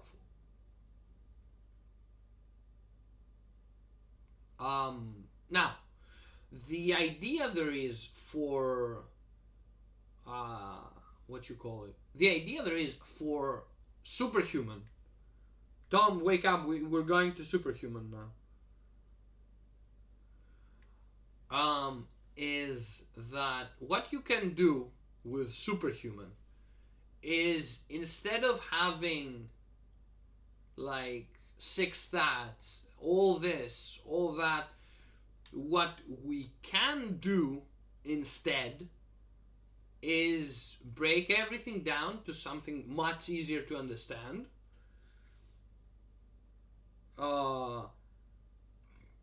Like bet. Like my idea is limit the stats to, instead of 6, you split them to 4 or 5, and you start low and slowly ramp up to something more powerful. Like let's say, okay, the most basic stuff you can do is, first of all, you want a monster. What we can do is, because of every monster comes from a fucking apostle, you have 12 people, 12 clans, 12 bloodlines you can choose. You can go very Vampire the Masquerade way, where there are 13 clans, you pick one and you have those abilities. But instead, but you can actually mix and match. You have 4. The idea was you have 4 or 5 stats, which would be strength, speed, mind, and health. The 4 stats you need. Strength is the physical stuff. Speed is how fast you are. Health is how healthy you are. And mind is can you resist becoming a monster? Can you resist the other monster trying to control you? Your powers and abilities you choose and pick, and you choose your bloodline, your monster line, I should say, your relationship to your predecessor, and then you can ramp up the power slowly to become like you will start from level 0 or level 1 after you met your monster, and you would slowly gain power. And of course, depending on the setting, on the story, and how it goes forward, you gain more abilities, you gain better control, you may get points to pick what you want, and you complete the narrative that way. That is the idea. That is the main focus. I would like it. That would be the base for a quote unquote superhuman game, because even if we try to put it like, okay, you will all get this class or this one or this race, and you all start with these things, because of the differences that there are within the superhuman universe. No two monsters are the same. You can't have the same monster as someone else. You can't have the same mutations or powers with someone else. It is very difficult to put everything within one box, which means that uh, categorizing it is difficult. So, what can happen is you pick, like, oh, I want to be like the. Help me. I think the fifth is darkness, right? Fifth or sixth? Who is Valvan's Valvaran? The crow's fucking apostle? Hello?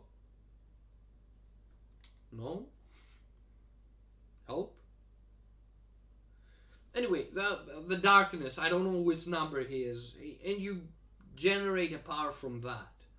Oh, I want to blind people. Oh, I want to create black tendrils and attack people. Things like that. 7. Thank you. And your powers will be based on that. You can either roll for it, you can either pick it, and then we talk. You talk with the DM narrator, and you create your character. And slowly, slowly, slowly, you ramp it up. And then we see where we go. That's the idea, basically. But, shut up. That is the idea we can move with. You also get a background, like, oh, I was a student. Okay, you get a extra to this, a minus to this. Oh, I was like a mechanic. You can fix a car. I don't know.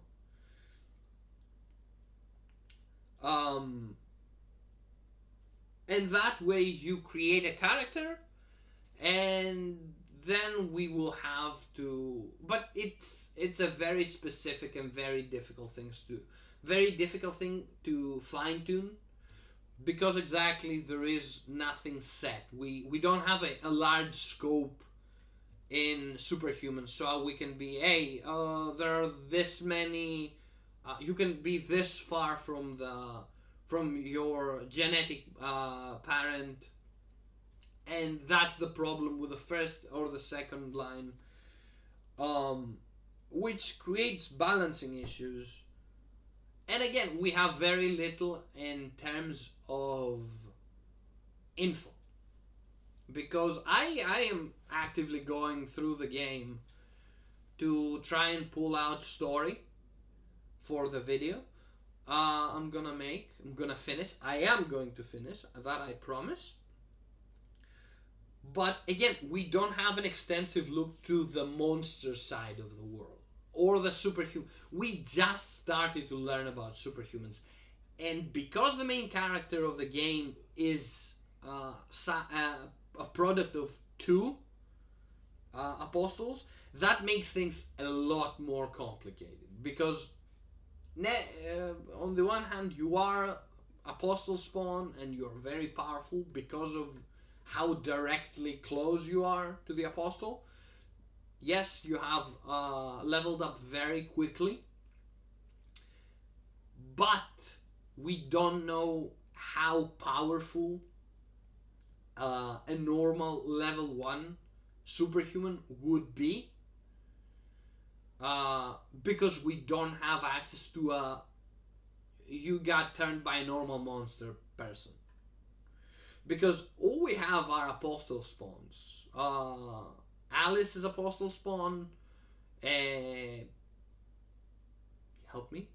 And the main character is apostle spawn of 2, which is worse. I think even Tiffany is Apostle Spawn, which is 8th, which is light, I think.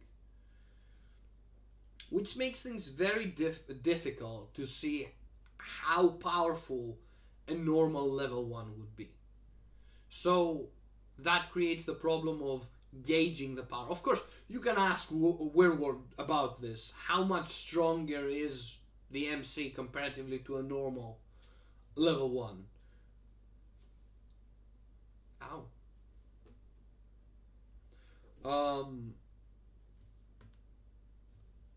Which creates the balancing problem. Am I forgetting anything? I don't know. Gate Warden.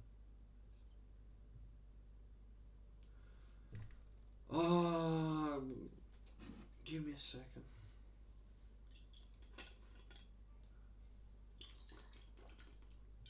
Sorry, water break. I don't really have anything else to say, which is kind of silly. What do you think of this kind of format? I should say that this was very, very experimental. I want to do more things like this, which are just talking and not only gameplay. The problem with how powerful it really depends on the circumstances. Yeah. Okay, sure. Yeah, but we don't know exactly how a normal level 1 is from the day he is born. Meaning that how much control do you have? At what point do we start? Do you have immediately problems with your monster? How do your powers manifest? Things like that. Again, this is very experimental. I should have more visuals. I think it would help a lot, and it wouldn't be just me talking to a blank space or a page. My sister is going nuts. But yeah, what do you guys think? Is this a good thing? Is this a bad thing? Does this work? That's up to you. What's up to me? Because I'm kind of forward from you.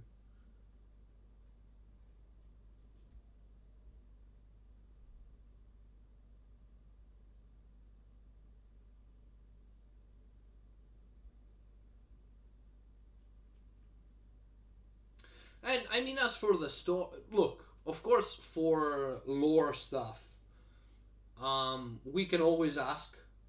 Seems perfect. What seems perfect? Good run. Thank you. For lore stuff, we can always ask.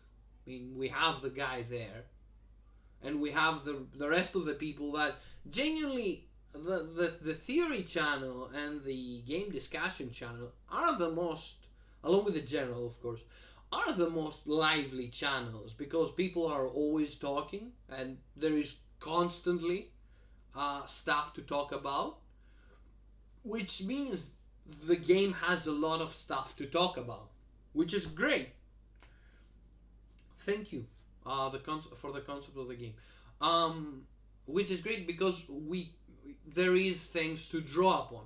After that, after deciding on how to play this, or how to go accordingly, you do need to see to sort out a story, which can happen again from the Discord. We can ask for people to. Well, we can talk with World War. We can talk with other members and see what we can do about it. And you can easily create the thing, but the basics, quote unquote, need to be hammered out, so we can know what exactly is going on, so we can know how to move. There needs to be some parameters that set clear, distinct levels. Like, okay, to reach that point, you need to do X, or it's difficult to reach here from there, to do that from that, but the difference, we need to quantify the difference. Um, what else? I do feel like I don't know if I'll stream tomorrow because there are a lot of things I have to do. I don't know if I will manage to stream tomorrow. I will try. I also want to say that I'll try to finish the Superhuman game as fast as possible now when I have the new upgrade, the new update, so we can be on up to date with the game actually. And post it on the channel. Other than that, I want to do something about the 50 video because we hit 50 videos. Um, but I don't know what. I'm also looking for more for something for an avatar. I really want to look into making it something like an avatar to have in the stream, as well as intros, outros, etc. Um, what do you guys think about that? Because I don't know if that will help or be bad. I think it will be helpful to have something to show that I'm here and I'm doing something. Other than that, I don't have anything else to say. I don't have an outro. Do we have an outro? I think that is it. I mean, I managed to talk for 2 hours. I think we this isn't a game stream, which we can go on. Uh, I'm happy with the 2 hours of talking, and especially in a stream like this. I think 2 hours is good. Yeah. Your computer will thank me later. What? What does that mean? Thank you, Let's. By the way. Um. Follow me on Twitter if you haven't, because apparently that helps, and that helps apparently a lot. Force your friends to subscribe and watch my videos, all of them. I don't know. Why will my computer? No, I'm genuinely curious. Why will my computer thank you later? What happened?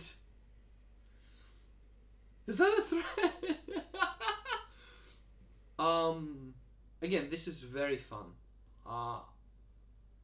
It's very fun to do, and this is a nice project. But for the sake of my sanity and not being going insane, I'm gonna split the thing. I'm gonna have you ask people, make theories, talk to everyone, annoy everyone else who knows about the game quantifiably, and try to make sense of the power rankings, essentially.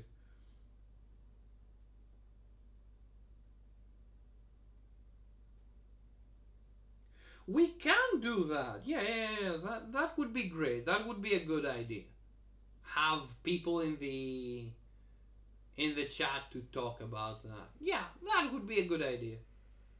Um, that can happen, but I wanna, before moving to a collab, because I still don't know how to properly work with OBS, much rather with GeForce, which I used before, much rather OBS, which I use now.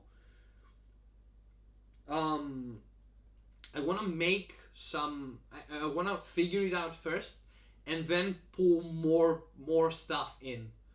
So, like I think I figured out how to put in music.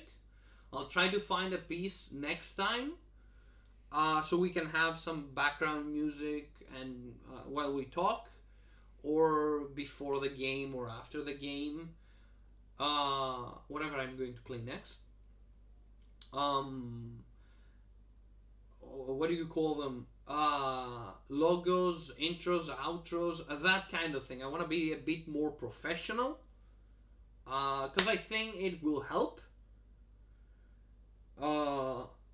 and it would be much more set. When I sort the thing out, we will move to adding people within the stream so we can talk and move forward. But until then, because I don't know what I'm doing, I want to keep it simple because I will get lost. So, force your friends to both subscribe to the channel, watch my videos, and follow me on Twitter, and annoy people in spoilers and game theories and discussions to have, so we can manage out a list and quantify the power rankings, have some structure, so we can move forward with the idea of the game. But other than that, thank you very much for being here. The support means a lot. We're doing numbers. I don't wanna brag, but I'm a niche internet micro celebrity now. But yeah, I think this all is going well. I don't have anything else to say. Anything else you wanna ask? Something you wanna say? Everyone? Anyone?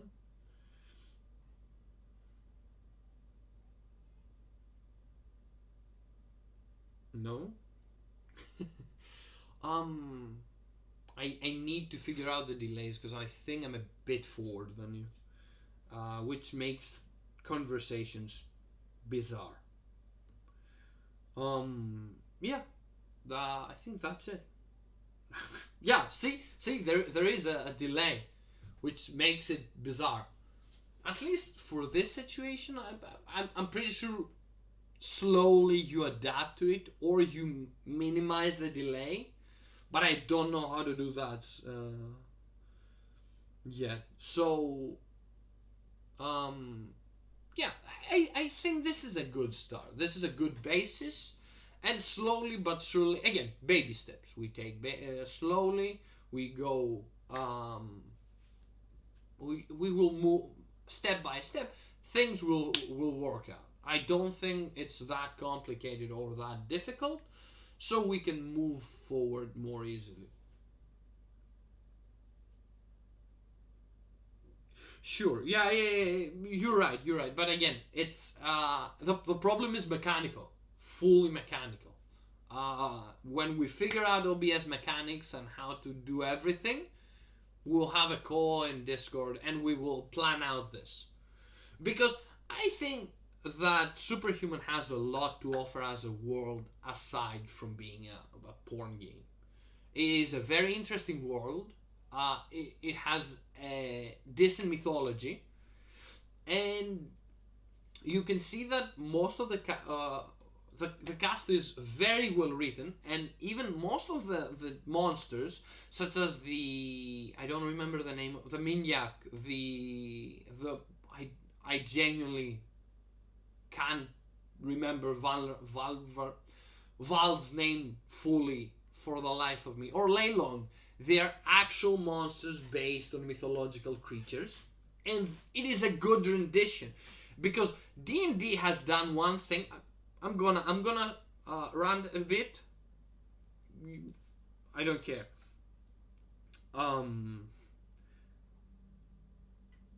Anyway, the problem with D&D is that there is a monster called the Gorgon. The Gorgon normally in Greek mythology is the snake woman we associate with Medusa. Medusa was a Gorgon, or the term was later changed as Gorgons in Greek, translates to mermaids, then changed to mermaids. That is, yeah. In what's its name? In D&D, the Gorgon is a mechanical bull from an old Greek mythology movie. So despite and you can say anything. The only thing that you can say about Superhuman, what it quote unquote lacks or has a problem, again quote unquote, with, is the art. The art style is not is not amazing, but instead of being generic, which you can very easily see very generic artwork for very many games, not only porn games, we talk indie games that are not in indie games, not in Steam, but indie games in itch.io, in itch.io.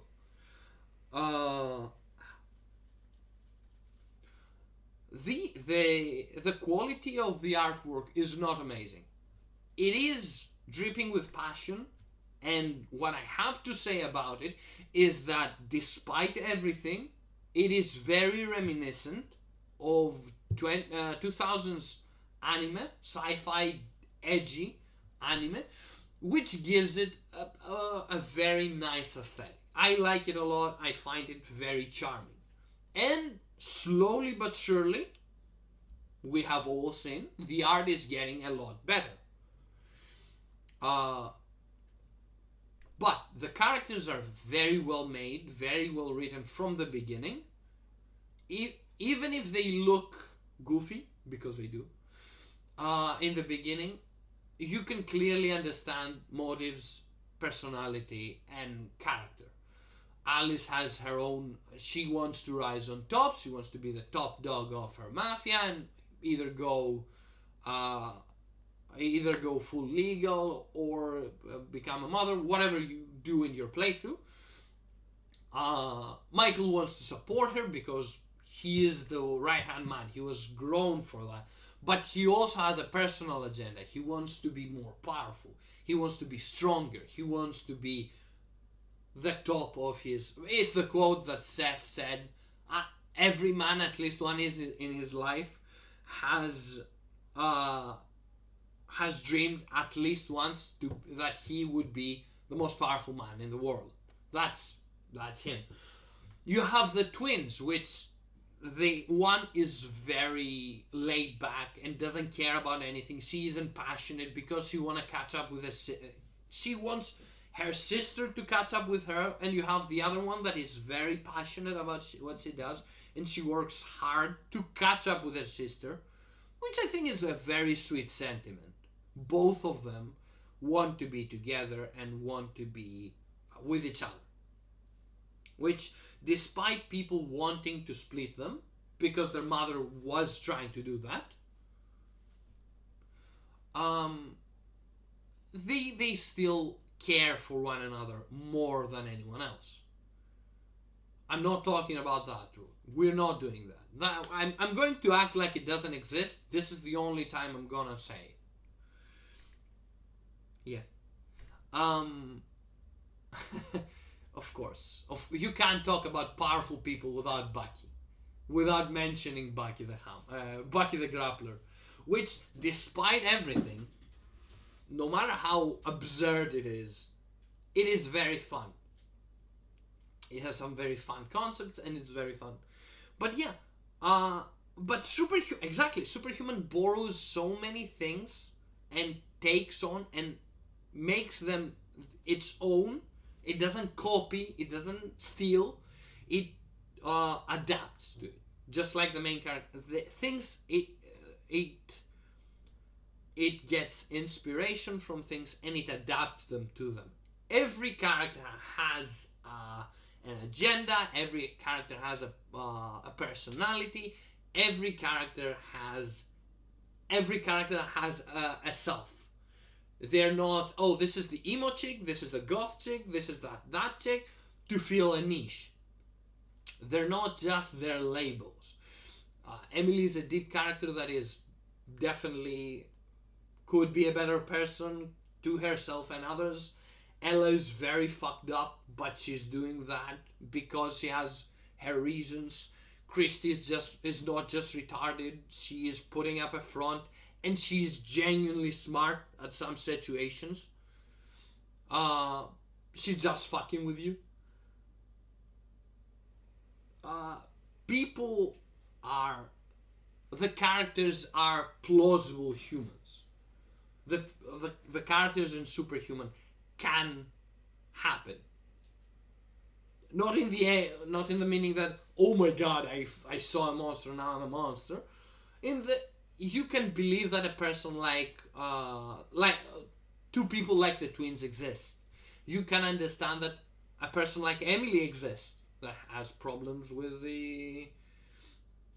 her family. What's I'm blanking out. What's the name of the best friend? I don't remember for the life of me. Dylan? Everyone is a plausible human being. It's not that character fills that niche. Okay, we got that tag. That character fills that niche. We got that tag. They're not just placeholders.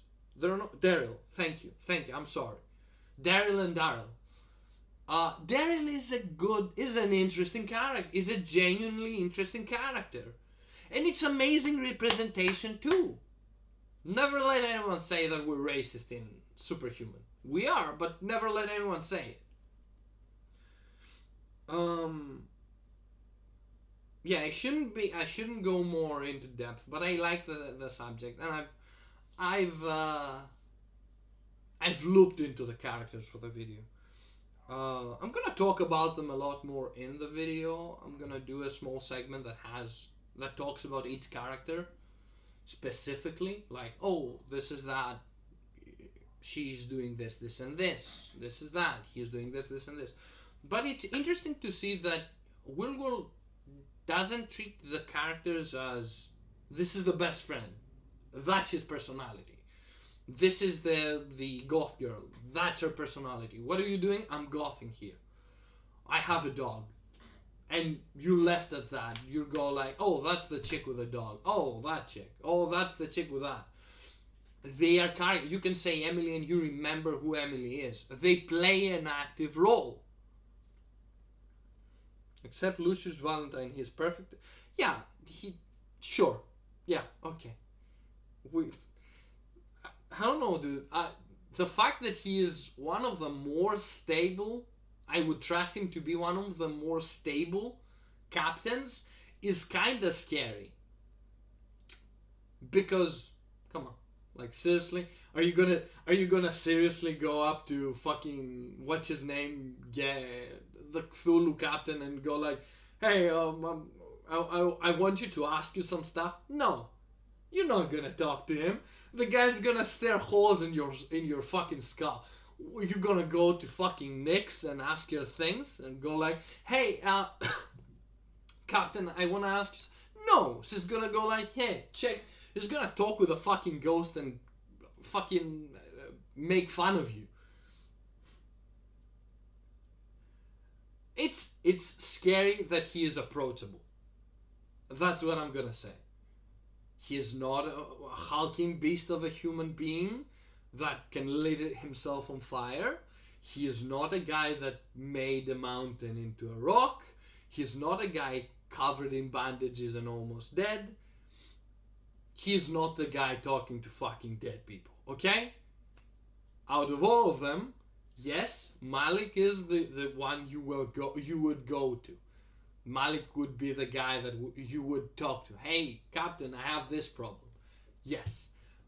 But the most approachable for a normal person, unfortunately, is Lucius.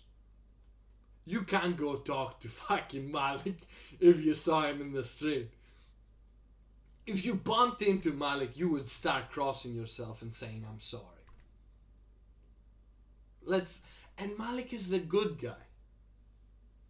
Anyway, I've talked a lot about Superhuman I shouldn't have talked. Do I have anything else to say? No, I think. I was trying to finish the video, I think.